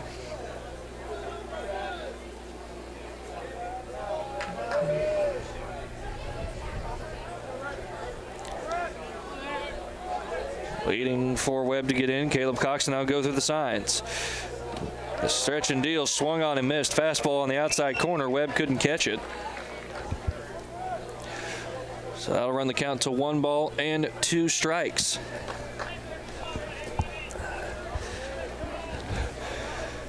Walking and taking his lead is Madera off of first base, being held by Herrenbrook. Long look over there. The 1-2 swung on and missed. High fastball. Webb can't lay off. Great job right there to climb the ladder on Eric Webb for the first out of the inning. Take a look at it one more time. Right at the shoulders of Webb. There is no way he could have caught that. So now the count will reset to 0 with a runner on first and 1 out. 4-4 the score here. No one up in the Gorilla pen. However, there is someone standing on the hill down in the Mules bullpen. Batter Schnurbush. He'll take the first pitch he sees. Grounded to short. Picked up by Cushman. Over to second, 1 to first. Not in time. Hustling all the way was Schnurbush. Being cut down going first to second is Madera on the 6-4 fielder's choice. That was a bit of a slow roller out toward Cushman at short. Cushman could have charged it, but he made the smart play and stayed put in order to get the sure out at second base. Now Michael Sinks is the batter. He watches ball 1 miss high. Sinks hit a single in the 1st and then struck out looking in the 4th.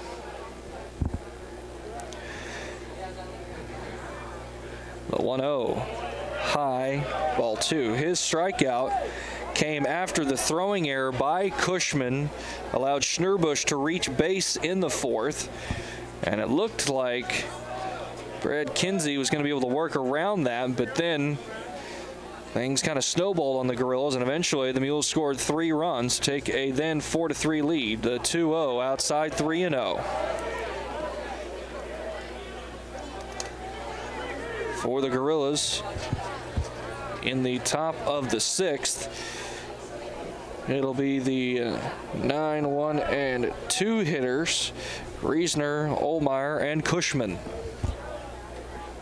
The 3-0, right down the middle, strike 1. Road of 1,000 miles begins with a single step, and for Brad Kinsey, that single step is the strike right there. Kinsey checks the runner first, kicks and deals, and he'll miss high, ball 4. Ball was thrown down to second because Cox forgot that it was ball 4. So that allowed Schnurbush to take second regardless. And when it wasn't fielded cleanly by Reisner, there was a possibility that Schnurbush could have taken third, but it didn't really get away from Reisner enough to do so. Cushman, the shortstop, will try and hold Schnurbush closer to second when the left-hand hitting Cole Taylor is up. First pitch is a strike to Taylor. Taylor hit a double in his last at-bat that drove in a run. Then he eventually came around to score on the throwing error by Kinsey.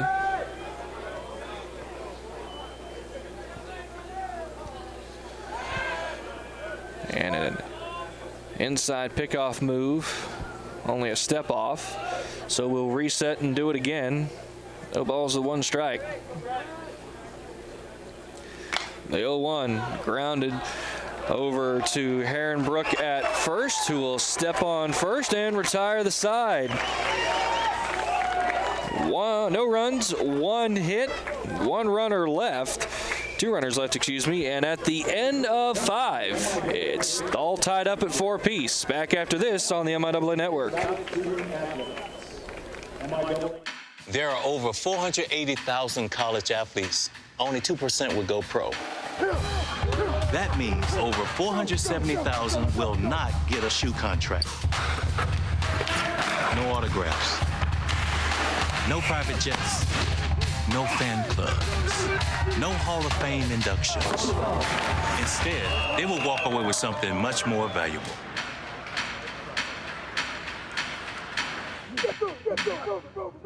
Hasty Awards has been proud to be the official award supplier to the MIAA for 7 years, and we're happy to supply you and your organization with all your award needs. Whether you're ordering for your individual youth sports team or placing a custom medal order, we have you covered. As always, you have our lowest price guarantee, highest quality awards, exceptional service, and our hasty turnaround. We are ready to serve you for your next event, no matter how large or small. Hasty Awards is the #1 source for all your award and recognition needs. It is the top of the 6th, and we are tied up at 4 apiece between the Gorillas and the Mules. Number 4 seed Pittsburgh State. Number 1 seed Central Missouri. The Gorillas trying to pull off what Central Oklahoma did earlier this afternoon and being the lower seed to win today. When Central Oklahoma, as the 3 seed, defeated the number 2 seed Missouri Southern State University Lions. Out to pitch his first clean inning is Luke Mercer, and the first batter he will face is Quinn Reisner, and Reisner is ahead in the count, 2 balls and no strikes here.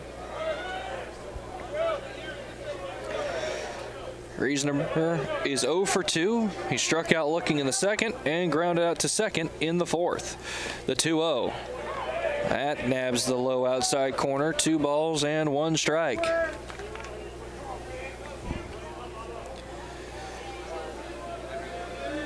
After Reisner, we will head back to the top of the order for the Gorillas. The 2-1 is fouled out of play, makes it 2-2.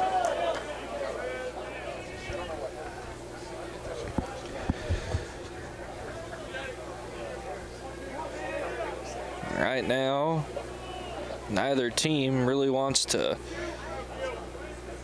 cede an inch as they know if they can win, they have a much easier time to the championship on Sunday. A little knuckler to second baseman Sinks, throw over to first, got him! Bang, bang play. Reisner made it close as he had to fight that one off his wrists, and Sinks, a great play, playing it off the bounce, grabbing it with his bare hand, knowing he had no time to use the glove. He was able to throw it over and cut down Reisner just before Reisner's foot hit the bag. So now the batter will be Blaine Ohlmeyer.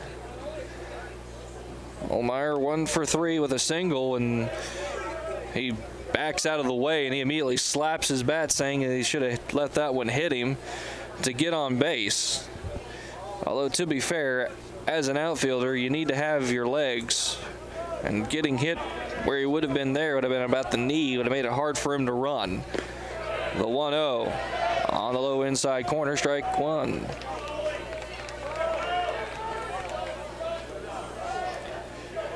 After Ohlmeyer, it's Tyson Cushman. The 1-1 swung on and missed by Ohlmeyer.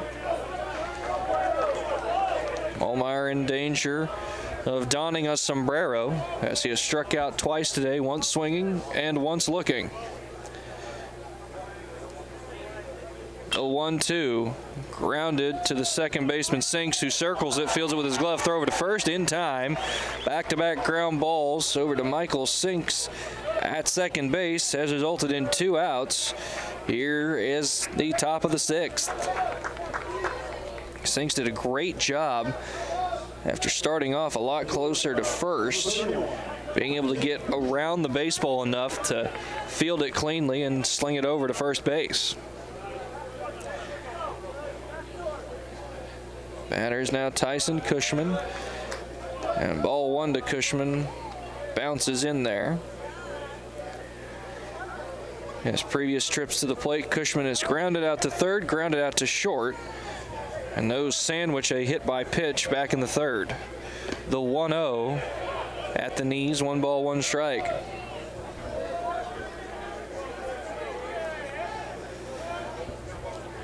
Outside of the Central Oklahoma-Missouri Southern game, late inning heroics have determined the winners of the games. Cushman swings over the top of a curveball. A solo home run in the top of the 9th saw Lindenwood defeat Northwest Missouri. That was off the bat of Mitchell Krebs. And then in the top of the 9th, a 3-run home run for Missouri Western had them beating Emporia State 4-2. That one off the bat of Casey Danley. It's now 2-2 on Cushman. Luke Mercer will come set. Ball grounded off the back heel of Cushman. So we'll stay put here at 2 balls and 2 strikes. Ackerman will pick it up from the on-deck circle and toss it into the dugout, as it does not meet the playing fit requirements. Zach Whalen gives the sign to Luke Mercer. The pitch, low. 3 balls and 2 strikes. Cushman is a .287 hitter on the year, but gets on base at a .406 clip. The 3-2, ball 4, curveball. Cushman lays off as it drops off the table and below the zone. It's a 2-out walk for the junior, trying to get a 2-out rally started, and now the batter will be Alex Achterman.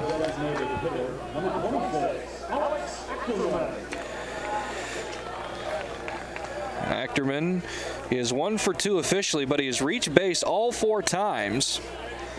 And every time he's reached base, he has scored. First pitch he sees from Luke Mercer is a backdoor slider, strike 1. Achterman doubled in the first, reached by an error in the third, and drew a walk in the 5th. Came around to score all 3 of those times. Short lead by Cushman over at first. The 0-1 bounces, and good job smothering that by Whalen behind the plate. Able to block it with his chest protector and his arm and not let the ball bounce away and give Cushman an opportunity to advance. The 1-1 in there, strike two.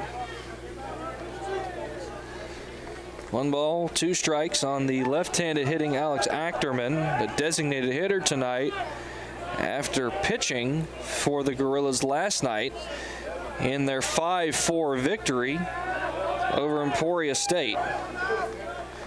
The 1-2 low, stealing second is Cushman. Great pitch to steal on by Tyson Cushman. It was a ball low and in, and trying to frame it to get the strike was the catcher Whalen. And so that had Cushman take second base. Alex Madera, the shortstop, is going to try and keep Cushman close, make it hard for him to score, and the ball hits the outfield. The 2-2 grounded to short. Madera circles, and it gets off his glove. And the third baseman, Schnurbush, will pick it up. And for the second time in as many days, Alex Madera has a routine ground ball go to him that he lets eat him up. This time it runs off the heel of his glove. Yesterday it went under his glove into the outfield. That'll put runners at the corners. And the offensive man of the hour, John Oliver, digs in. Oliver, 3 for 3 with 3 singles. He's driven in 3. He'll take the first pitch they seize and send a little humpback liner out to Sinks in shallow right field, and that will do it to end the Gorilla 6th. And get 2 on, but can't bring him in after having 2 outs. So to the bottom of the 6th, we're still tied up at 4. Back with more baseball here from Al Orlani Field after this. NCAA Teamworks is how the NCAA, member schools, student athletes, and corporate champions and partners actively engage in outreach efforts where national championships are played. Through initiatives such as NCAA Community 101 service learning projects, disaster relief efforts, youth clinics, backpack and school supply donations, and support of the Special Olympics and the Make-A-Wish Foundation, the NCAA and its partners work together to leave a lasting legacy in the community. For more information on NCAA Teamworks, go to ncaa.com/teamworks. We've got our heads in the game, Our minds in the classroom, our hands in the community, and our feet ready for the world. We're a part of the NCAA Division II experience. Using our skills at our universities and in our communities. I chose the MIAA. I chose the MIAA. MIAA, the spirit of our communities. 5.5 played. We're all tied up at 4 apiece. Brad Kinsey will lead things off. Jimmy will come out and start his 6th inning of work, facing the leadoff hitter, Josh Schumacher. Schumacher will ground the first pitch off the front barriers of the Central Missouri dugout for strike 1.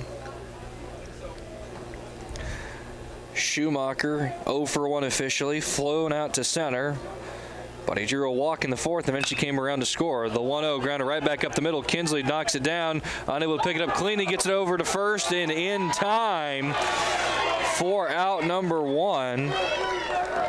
And Brad Kinsey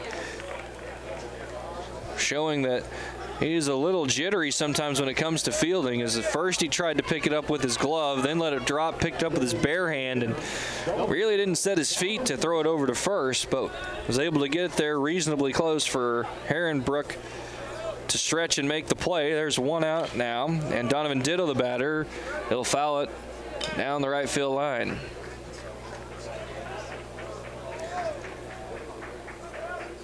No balls and 1 strike with 1 out here. Donovan Ditto, the designated hitter, is 0 for 2. He's grounded out to third. and he reached via an error in the fourth. That error scored 1 run and allowed another to come in later. No balls, 2 strikes. The pitch foul back into the net. So we'll stay right here. Josh Whalen, the next scheduled hitter to come up here.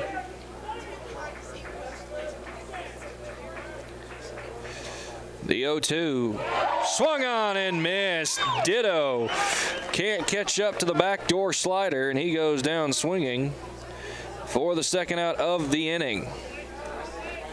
Take another look at it. Ditto has his weight back, and then he just kind of lunges after it. Nice swing, had it timed, but pitch was too far outside. Couldn't do anything with it. Now the batter will be Zach Whalen. Whalen fouls pitch number 1 back into the back screen. Whalen is 0 for 2. He's flown out to left and reached via a fielder's choice.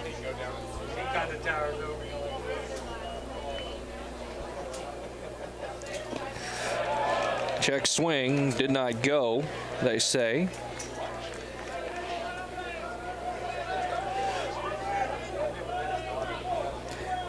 That's 1 ball and 1 strike. The 1-1 is sent high into the night sky, and it will drift back and out of play.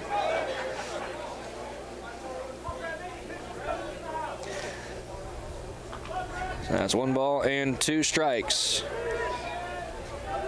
on the catcher Whalen, and you want to get him out here and not have the lineup turn over here. The 1-2 punched out of play. Zach Whalen doing a great job keeping things alive. Now a ball that was lost out of the bullpen had to be picked up by Quinn Reisner and returned to the Mule bullpen. The 1-2 grounded past a diving Oliver at third into left field. Well, Ohlmeyer will field it, and now it goes to the top of the order, and the dangerous portion of this Mule lineup coming up. Batter is going to be Mason Janvrin, the center fielder. Janvrin 1 for 3. He singled back in the first. Since then, he struck out looking and struck out swinging.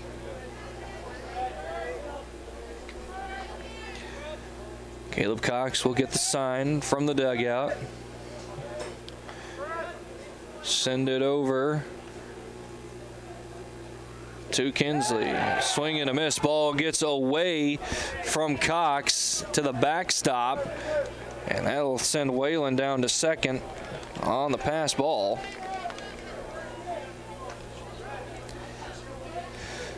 And here's the pitch. Whalen read that perfectly once he saw it was spiked in the dirt. Took off for second.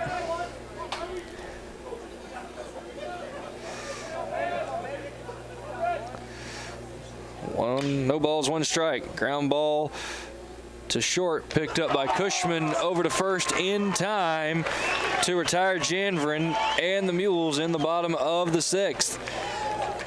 To the top of the 7th, we're still tied up at 4 apiece. Back after this on the MIAA Network. In NCAA Division II, community engagement is an initiative at all 25 national championships because student athletes want to give back while competing for a national title. Over the course of the year, Division II student athletes have an opportunity to leave a lasting impression in local communities throughout the country. Whether Division II student athletes are volunteering at hospitals, schools, after-school care programs, foster homes, or retirement villages, they make a difference in the lives of others. In Division II, we rise to the opportunity and make community engagement ours. I knew that there was an opportunity to have my college paid for if I was good enough to play baseball at that level. That was going to make a big difference in my family. D2 baseball gave me an opportunity to play at a high level and to get an education that's going to be valuable for me throughout the rest of my life. I chose to take my experience of being a student athlete and pursue that within my career and to get a master's degree. If I wouldn't have had a baseball scholarship, there'd be no chance that I'm doing what I'm doing today. Top of the 7th. We are deadlocked at 4, and we have been since the 5th inning. Pittsburgh State scored 4 runs on 7 hits. They have committed 2 errors. Meanwhile, Central Missouri scored 4 runs on 6 hits. They, too, have committed 2 errors. Leading things off in the top of the 7th is Ty Herrenbrook for Pitt State here, going to face against Mercer. Mercer working way through his way through the gorilla lineup for a second time, as he came in back in the 5th in relief of starting pitcher Luke Lucas. The 0-1 outside, 1 ball, 1 strike. A couple of mules are throwing in their bullpen, but right now, this is all Luke Mercer. 1-1. We'll nab the outside corner, 1 ball and 2 strikes.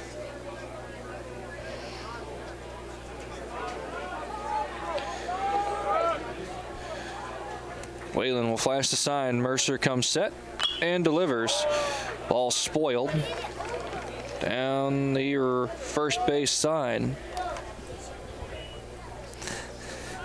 So the count remains 1 ball and 2 strikes. Following Herrenbrook, it'll be Chaz Burgess.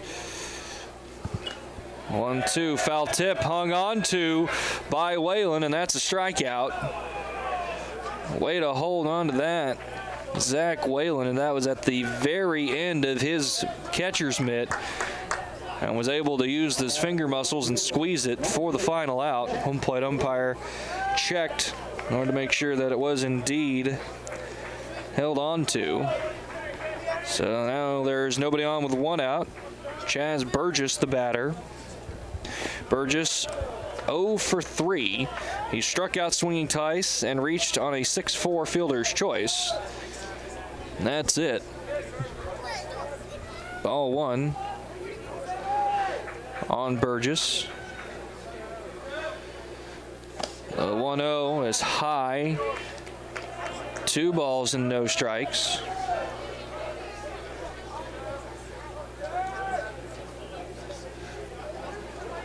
Burgess on the year, 275. But he hits right-handers extremely well at 308. The 2-0 fouls it into the net between home and third base. So that will make it 2 balls and 1 strike.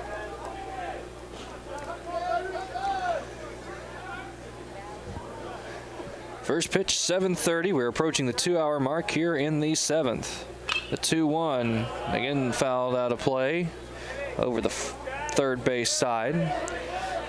Luke Mercer wants the ball. Now he'll rub it up and step on the rubber. Try and get ready for the next pitch.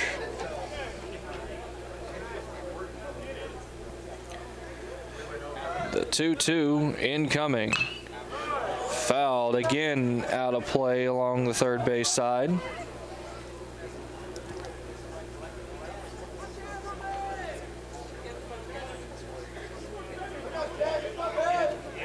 Chaz Burgess trying to get something started here for the Gorillas in this late innings. The 2-2, that's on the outside corner, and Burgess can't pull the trigger. He goes down looking. That's the 3rd strikeout of his that he has tonight. Down in the bullpen, 2 right-handers for Central Missouri. One of them is Connor Dreyer. I couldn't quite see who the other was. Caleb Cox, the catcher, will step in and face Mercer for the 2nd time. Last time Cox faced Mercer, he tried to lay down a bunt and ended up popping out to Mercer. 1 ball and no strikes here. Setting up way low is Whalen, and target nailed by that breaking ball, but a missed low. 1 ball, 1 strike.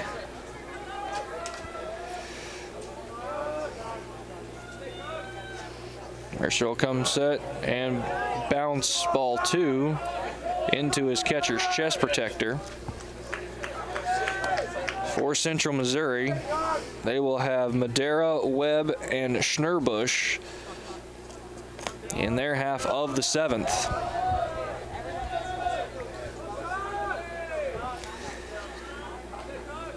The 2-1, low 3-1. And with this late in the game, if Cox can draw a walk, there is a possibility he might get pitch ran for. Mercer shakes off his catcher once, twice.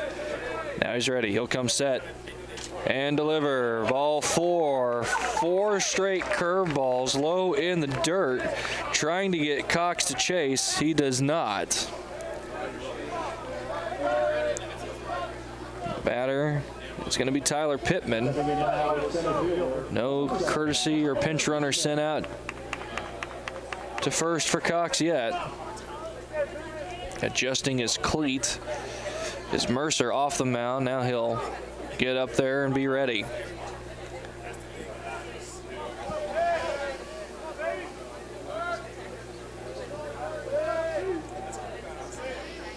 First pitch to Pittman. Low and away. That's a hard breaking ball, not like the 12-6 ones that he threw toward Cox. And Pittman thought about running but decided against it. Pittman 0 for 3, struck out looking twice, and he's grounded out to short.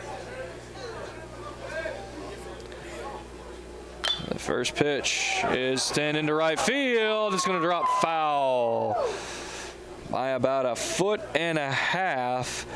That drops foul, and boy, oh boy, Central Missouri lucks out there.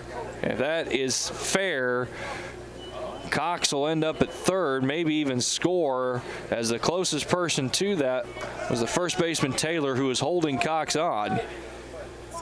The entire Central Missouri infield shifted to the left, playing Pittman to pull. And the right fielder Webb also shifted towards center, expecting Pittman to pull. The 1-1, a fastball at the knees on the outside corner. Now Tyler Pittman gonna have to choke up and protect. 1 ball, 2 strikes, 2 out, a runner on first. We're tied 4-4 here in the top of the 7th. The pitch, swung on and missed. Pittman comes up empty, and he will don a sombrero as well. It's stretch time here at Al Ortolani Field as we go to the bottom of the 7th.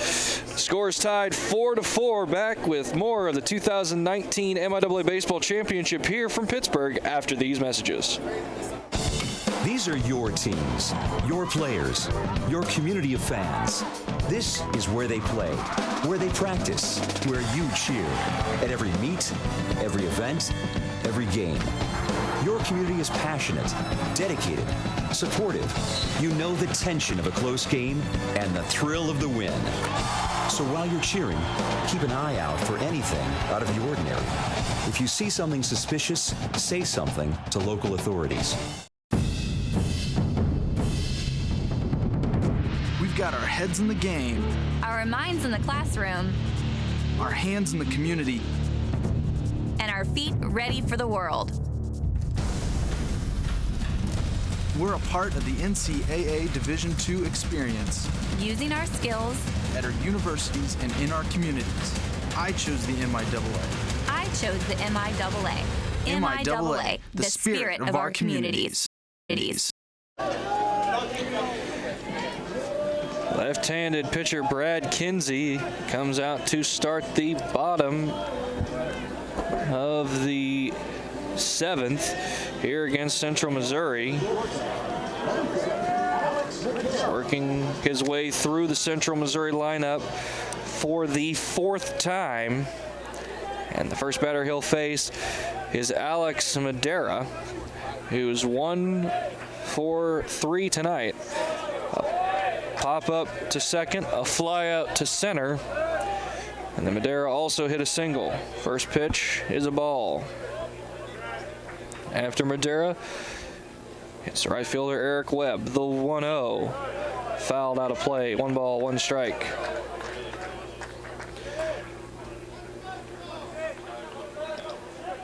Two up, still in the Central Missouri bullpen, down the right field line. The 1-0, low and in, 2-0. And those are often having to do with, based on the situation, whether Central Missouri is still tied or if they have the lead, I would imagine. 2 balls, 1 strike. The pitch. That one sent into right field. Going over to get it is Burgess, and he'll grab it with 2 hands for out number 1. Burgess initially dropped back to his right to go make the catch, then had to reverse course and go to his left. And you see right there that little open drop step, able to work it successfully without tripping over his feet for the first out of the inning here in the bottom of the 7th. Eric Webb will step up, and that pitch is low and in, ball 1. Coming in to this inning, once again, there's Chaz Burgess. Great catch there for the first out.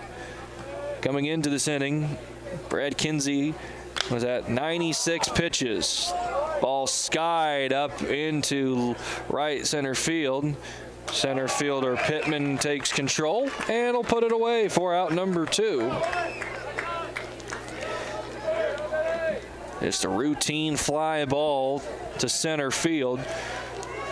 Both Pittman and Burgess were converging, but Burgess, once he was hearing Pittman call it, ceded control. And after facing Madera and Webb, Kinsey is now at 102 pitches. Up against Harrison Schnurbush. Fastball on the outside corner, strike 1.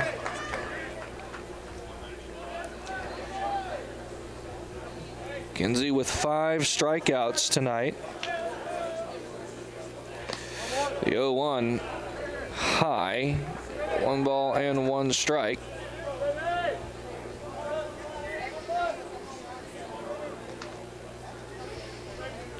The 1-1 grounded through the middle, right there past the shortstop Cushman into left. So now it's a 2-out single for Schnurbush, and that will allow Central Missouri to keep their 7th inning hopes alive. Batter will be Michael Sink. Sinks is 1 for 2. A single in the first. He struck out looking in the 4th. He drew a walk in the 5th. Ball 1 to begin this at-bat.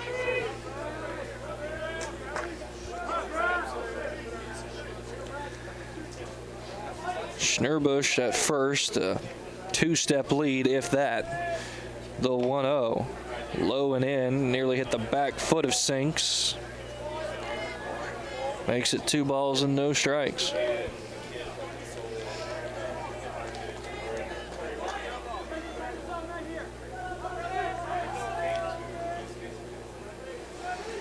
Cox telling Kinsey how he needs to throw it. And right there, Kinsey followed the instructions of Cox, and Cox letting him know that he did it right. Makes the count 2 balls, 1 strike. Over there at first, Schnurbush being held by Herrenbrook. 4-4 the score here in the 7th. Ball hit into right field. Running over to give it a look is Burgess. He's going to get to the wall, and it's going to drop out of play, and just couldn't quite get to the region where it was either Burgess, the right fielder, or Reasoner, the second baseman. As it was within grabbing distance if they were in the right area, but they could not get in the proper zip code to reach over and make the catch. So that makes it 2 balls and 2 strikes with 2 outs here.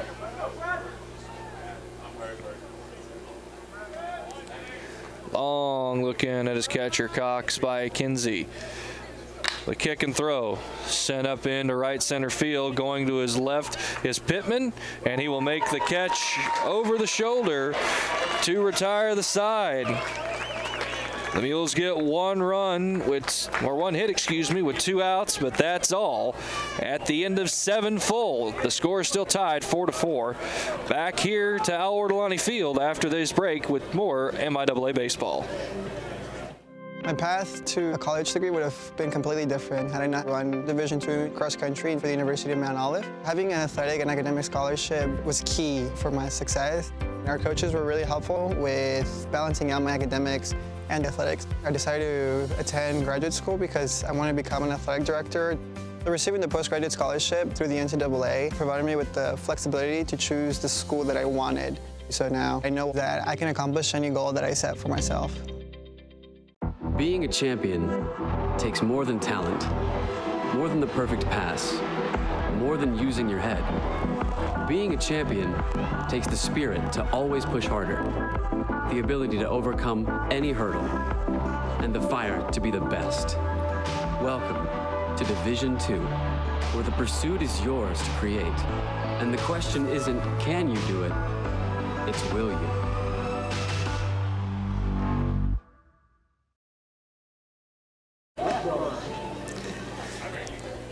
Coming to the top of the 8th, it's a new pitcher for Central Missouri. Evan Rathburn will take over in relief of Luke Mercer. After Mercer went 2 2/3 innings, coming in with only 1 out in the 5th. After the starter, Luke Lucas, couldn't get out of the 5th inning. First batter Rathburn will face in the top of the 8th is going to be Quinn Reesner. Up on the dugout are the Mules on their bench, anxiously awaiting the outcome of this game. They are trying to complete the doubles, and that they won the regular season MIAA Conference Championship, and now trying to win the MIAA Tournament Championship. Just as in softball, Central Oklahoma completed the feat. No balls and 1 strike on Reesner, as this game is still tied 4-4, being deadlocked since the top of the 5th. The 0-1, Reesner will chop it foul a third. No, they're going to say it was picked up fair a third. No, it is foul. I did not hear any foul call, but from what I saw, it looked like it was foul. And so going back to home plate will be Reesner with the count no balls and 2 strikes. It was a chopper right down the line, and it looked like it was grabbed foul by the third baseman Schnurbush, and it was indeed. After Reesner, lineup will flip over with Ohlmeyer at the top.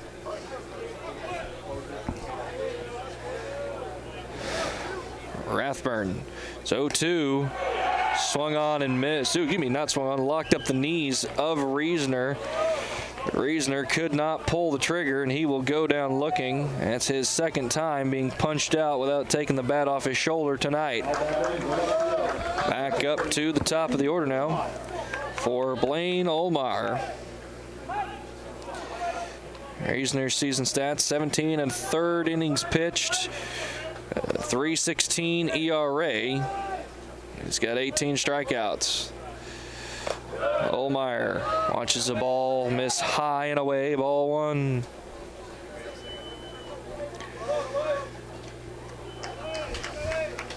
Tyson Cushman, the shortstop, is on deck for Pittsburgh State. Trying to upset the number 1 seed. Ground ball hit to the second baseman, Sinks, who fields it. Throw over to first in time for out number 2. And that will bring up Cushman here.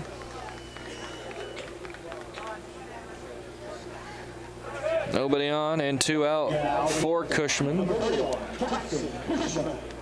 Cushman looking for his first hit. He's grounded out to first and grounded out to short. Other than that, he's been hit by a pitch and drawn a walk.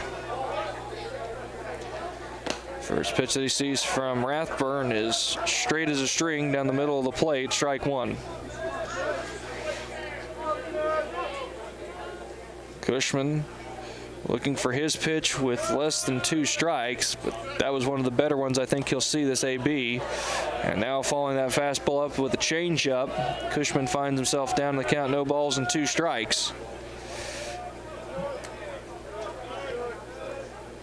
Pitt-State scored first, scoring 1 run in the first, and scored 2 in the third. And Cushman is going to get rung up looking. He didn't even take the bat off his shoulder that entire AB. He goes down without taking a hack. To the bottom of the 8th, it's tied 4-4. Back after this on the MIAA Network.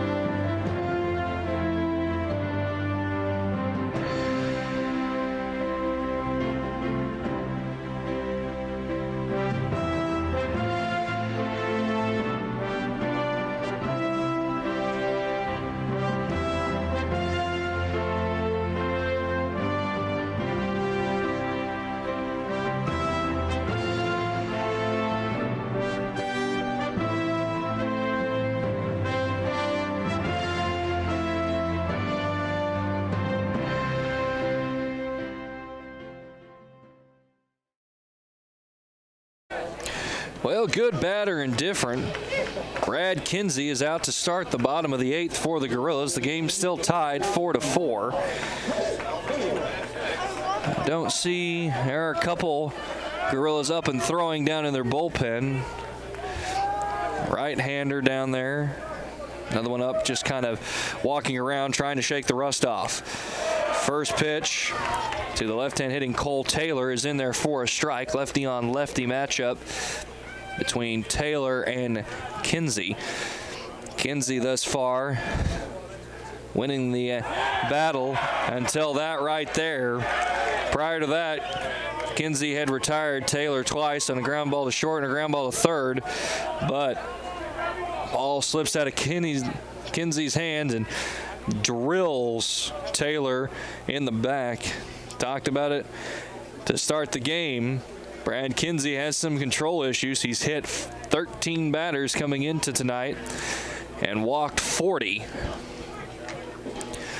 Coming out to talk with Kinsey and give the bullpen just a little bit more time is Pittsburgh State pitching coach Aaron Mead.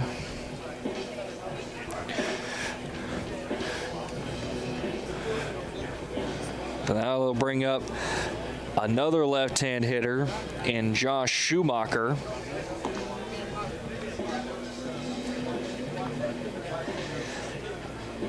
Central Missouri having a chance here in the bottom of the 8th to take the lead.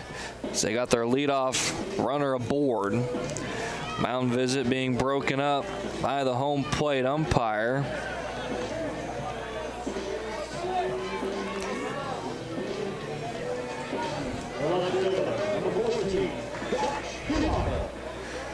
Schumacher tonight is 0 for 2. He flew out to center. He's grounded out to the pitcher. He also drew a walk throw over to first, and he's picked off! Cole Taylor gets caught leading the second pickoff of the game by Ben Kinsey. And this one's a straight pickoff, throwing it right over there. Mistiming his jump, misreading the leg movement. Ben Kinsey gets it over to to Ty Herrenbrook, who applies the tag on Cole Taylor. And just like that, the hit by batter is negated. Nobody on, one out here for Schumacher. Schumacher will watch ball one miss. No ball, one ball, no strikes. The 1-0 above the letters, 2 balls and no strikes. On deck for Central Missouri is the designated hitter, Donovan Ditto. The 2-0 from Kinsey. Missing low and away, 3-0. And with a righty up in the pen, if Kinsey does not retire Schumacher, he might be done. The 3-0. Ball 4 high, a 4-pitch walk, and no sooner does Kinsey take away a base runner with an excellent pickoff move, he immediately replaces him with a walk. Caleb Cox will step out from behind the plate and call out the defense. Ditto, before stepping into the box, looks down to his third base coach to get his signs. Runner on first with 1 out. Kinsey will come set. Check the runner at first and deliver on the outside corner for a strike.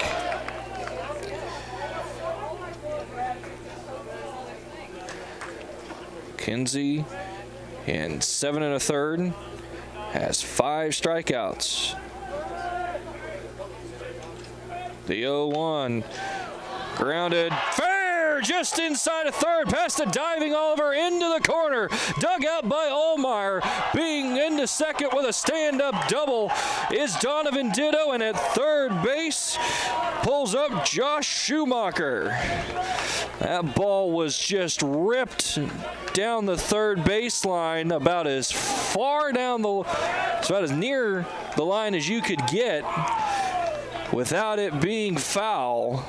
Now there are 2 on with 1 out, and Ben Kinsey's night is done for.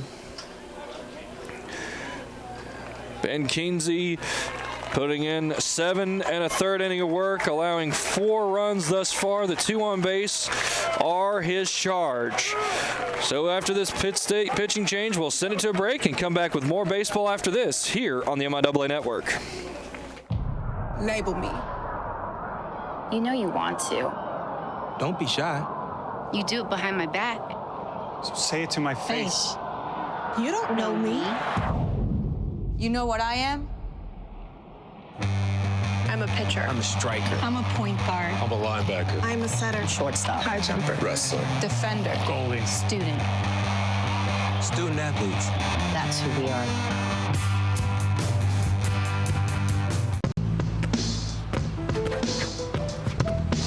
It's not about where you were born. It's not about your gender or the color of your skin, or whether you're rich, poor, or in the middle.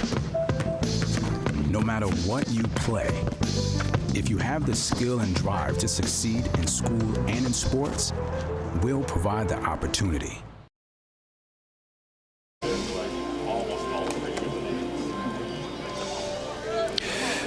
Bottom of the 8th, runners at second and third with 1 out. The pitcher coming in to try and prevent the Mules from taking the lead is Justin Root.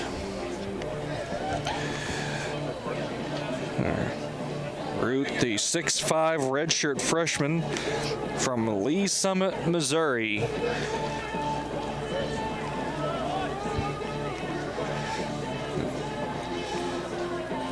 Root on the year 3-1 with a 2.92 ERA. Mainly he's brought in for his strikeouts, as he has 32 on the season in 40 1/3 innings work.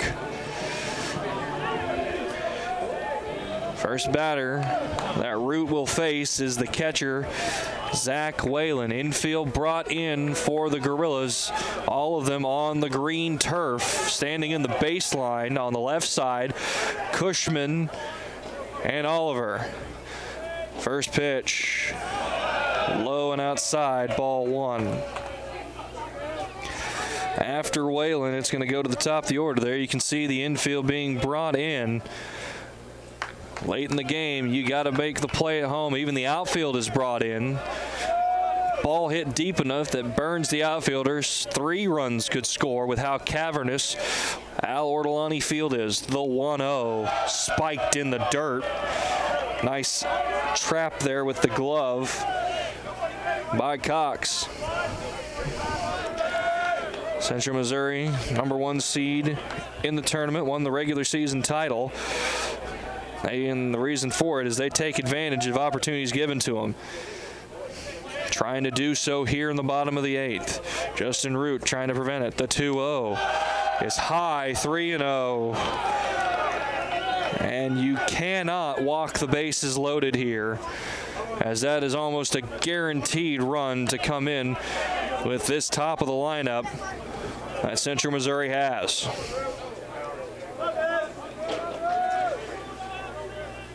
Root comes set, and it's a fastball on the outside corner. Strike one. Runner at third is Schumacher. The runner at second is Ditto. This came after Cole Taylor started the inning being hit by a pitch from Brad Kinsey, and Kinsey, with an excellent move, picked him off. The 3-1. Ground ball to the third baseman, Oliver, and they're going to say that's fair, out at first. That makes it 5-4 and 2 outs. And in almost the same exact play earlier, that was called foul. Where did Oliver grab it here? Yeah, he grabbed it fair. Just barely fair did Oliver grab that. As it is, they get the out. A run does come across, putting up Central Missouri 5-4. And if Root can only give up 1 run, that's got to be viewed as a win morale-wise for the Gorillas. Batter, Mason Jarvin, the center fielder, who is 1 for 4. 2 strikeouts, a ground out to short. His lone hit a single way back in the first. The 1-0. That'll bend into the strike zone. Square things away at 1 ball and 1 strike. For the Gorillas in the top of the 9th, it will be Achterman, Oliver, and Herrenbrook. Ground ball to short. Cushman has it. Throw over to first in time. And that will do it, but not before Central Missouri scores 1 to take a 5-4 lead. Going to the top of the 9th, it's the Mules 5, the Gorillas 4. Back after this with the thrilling conclusion of today's action here on the MIAA Network. There are over 480,000 college athletes. Only 2% would go pro. That means over 470,000 will not get a shoe contract. No autographs. No private jets. No fan clubs. No Hall of Fame inductions. Instead, they will walk away with something much more valuable.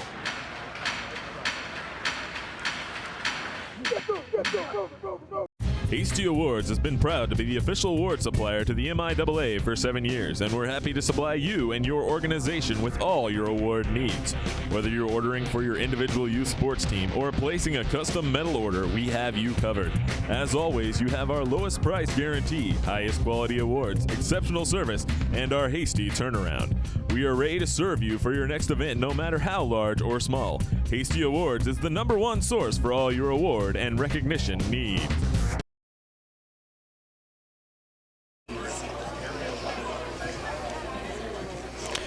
Top of the 9th, score 5-4.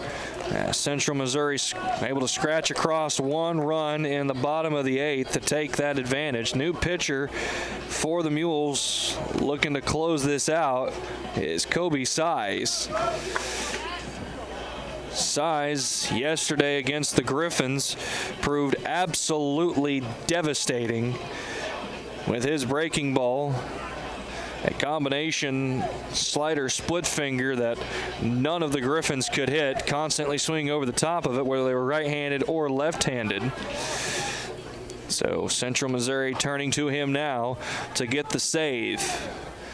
For their part, the Gorillas are going to send up the heart of their order. Designated hitter Alex Achterman, John Oliver, the third baseman, and then first baseman Ty Herrenbrook.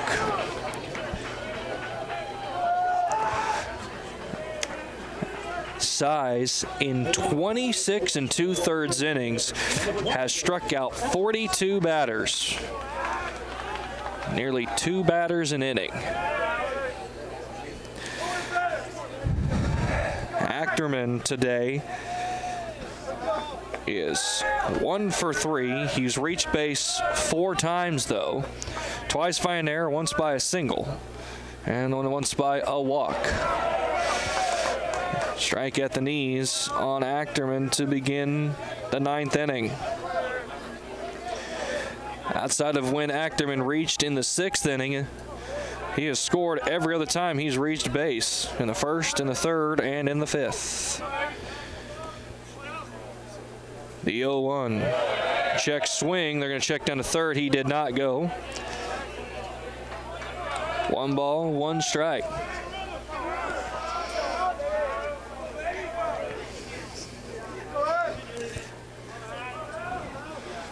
Size will get the sign from his catcher Whalen. Comes set. Take a deep breath and deal. Another curveball low, and Achterman spitting on the last 2.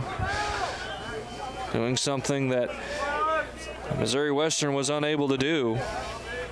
2 balls, 1 strike. Here to lead things off in the top of the 9th. In the first 2 games today, 9th inning heroics abounded for the visiting team in the top of the 9th, with home runs being hit to ensure the victories. The 2-1 grounded to 3rd, where it's picked up by Taylor, and he will beat Achterman for the bag for out number 1.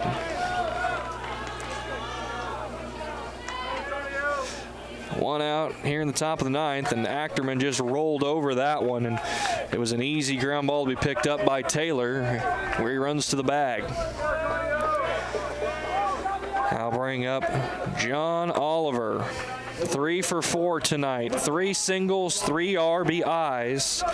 His lone out was a pop out to second back in the 6th inning. John Oliver single-handedly keeping the Gorillas in this game offensively. Size blinds and deals. He'll hit a front door curveball. Oliver waiting for something flat to try and drive.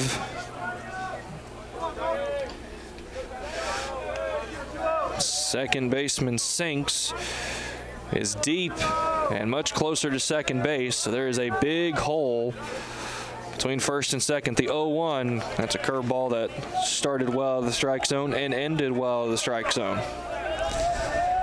There are a few mules up and throwing out in the bullpen, but I think that's more for them to stay warm and stay loose for tomorrow than them possibly coming in here, but they could. The 1-1. Again, a front door slider on Oliver. Now he's going to have to be very aggressive in his defensive mindset. 1 ball, 2 strikes, 1 out. Top of the 9th. No doubles defense by the outfielders for Central Missouri. By that, they are playing very deep and wanting to keep everything in front of them. The 1-2 swung on and missed. Oliver chasing a slider well outside of the strike zone. And now the Gorillas are down to their final out. Taking a look at it, Oliver had it timed, but it wasn't anywhere near the strike zone for him to try and hit. Now Ty Herrenbrook will come up as the lone bastion of light right now for the Gorillas to keep this game alive. Who, if they have to look at anything and kick themselves if they end up losing this game. It's going to be that bottom of the fourth where they committed 2 errors and allowed Central Missouri to take a 4-1 lead. No balls. 1 strike, the pitch. Outside, 1-1. In that 5th inning, an error by the shortstop Tyson Cushman put the first runner on, and then trying to be a little greedy and get a double play before he was ready was Brad Kinsey, and he ended up throwing it into center field. The 1-1 swung on and missed, and now both Herrenbrook and Pittsburgh State have their last strike dangling in front of them.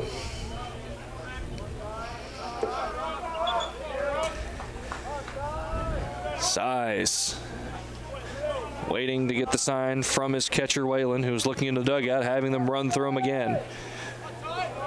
Size comes set. Kicks and throws, sent out of play over the first base dugout. So Size will have to reset and do it again. Herrenbrook staving off death momentarily. 1 ball, 2 strikes, 2 out. Pittsburgh State down by 1. And here's the pitch. Swung on and missed. Gets away from the catcher Whalen. He gets on quickly. Throw down to first in time. And the Mules beat the Gorillas 5-4 in this last game of Day 2 of the 2019 MIAA Championship. We'll step aside for a quick break and come back with final stats and a look at the bracket for tomorrow. You are watching the MIAA Network. NCAA Teamworks is how the NCAA, member schools, student athletes, and corporate champions and partners actively engage in outreach efforts where national championships are played. Through initiatives such as NCAA Community 101 service learning projects, disaster relief efforts, youth clinics, backpack and school supply donations, and support of the Special Olympics and the Make-A-Wish Foundation, the NCAA and its partners work together to leave a lasting legacy in the community. For more information on NCAA Teamworks, go to ncaa.com/teamworks. We've got our heads in the game, Our minds in the classroom, our hands in the community, and our feet ready for the world. We're a part of the NCAA Division II experience. Using our skills at our universities and in our communities. I chose the MIAA. I chose the MIAA. MIAA, the spirit of our communities. Welcome back for one final time here to Al Ortolani Field, where the Central Missouri Mules defeat the Pittsburgh State Gorillas by a score of 5-4. Final stats here. The Central Missouri Mules scored 5 runs on 8 hits. They committed 2 errors. They left 8 men on base. Meanwhile, Pittsburgh State Gorillas scored 4 runs on 7 hits. They committed 2 errors, and they left 10 on base. Winning pitcher is Evan Ruthburn. as he came in whenever the Mules were able to get the lead in the bottom of the 8th. Colby Size gets the save. Losing pitcher for the Grills is Brad Kinsey. So with that, looking ahead to tomorrow, the first game that will be played at 10 a.m. now because of weathers between Missouri Southern and Lindenwood. Following that, every game will start approximately 45 minutes following the conclusion of the prior game. That will see Central Missouri taking on the winner of either Missouri Southern and Lindenwood. Meanwhile, at 4 p.m., it'll be Missouri Western taking on Pittsburgh State. And then at 7 p.m., the winner of the Missouri Western-Pittsburgh State game will take on Central Oklahoma. So with that, we'll say goodnight for this second day of action of the MIAA baseball tournament. Tune in tomorrow for Game 3 and the setup for the championship on Sunday. I've been Shelby White. You've been watching the 2019 MIAA Baseball Championship.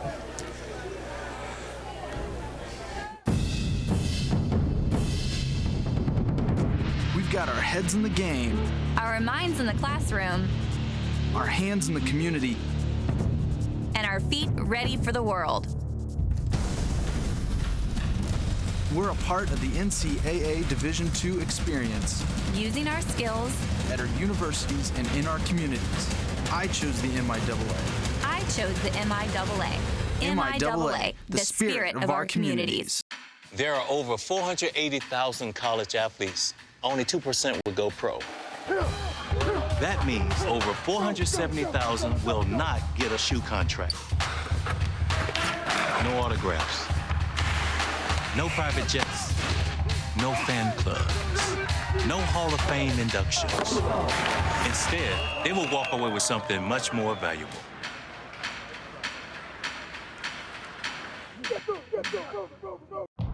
Label me. You know you want to. Don't be shy. You do it behind my back. So say it to my face. You don't know me. You know what I am? I'm a pitcher. I'm a striker. I'm a point guard. I'm a linebacker. I'm a setter. Shortstop. High jumper. Wrestler. Defender. Goalie. Student. Student athletes. That's who we are.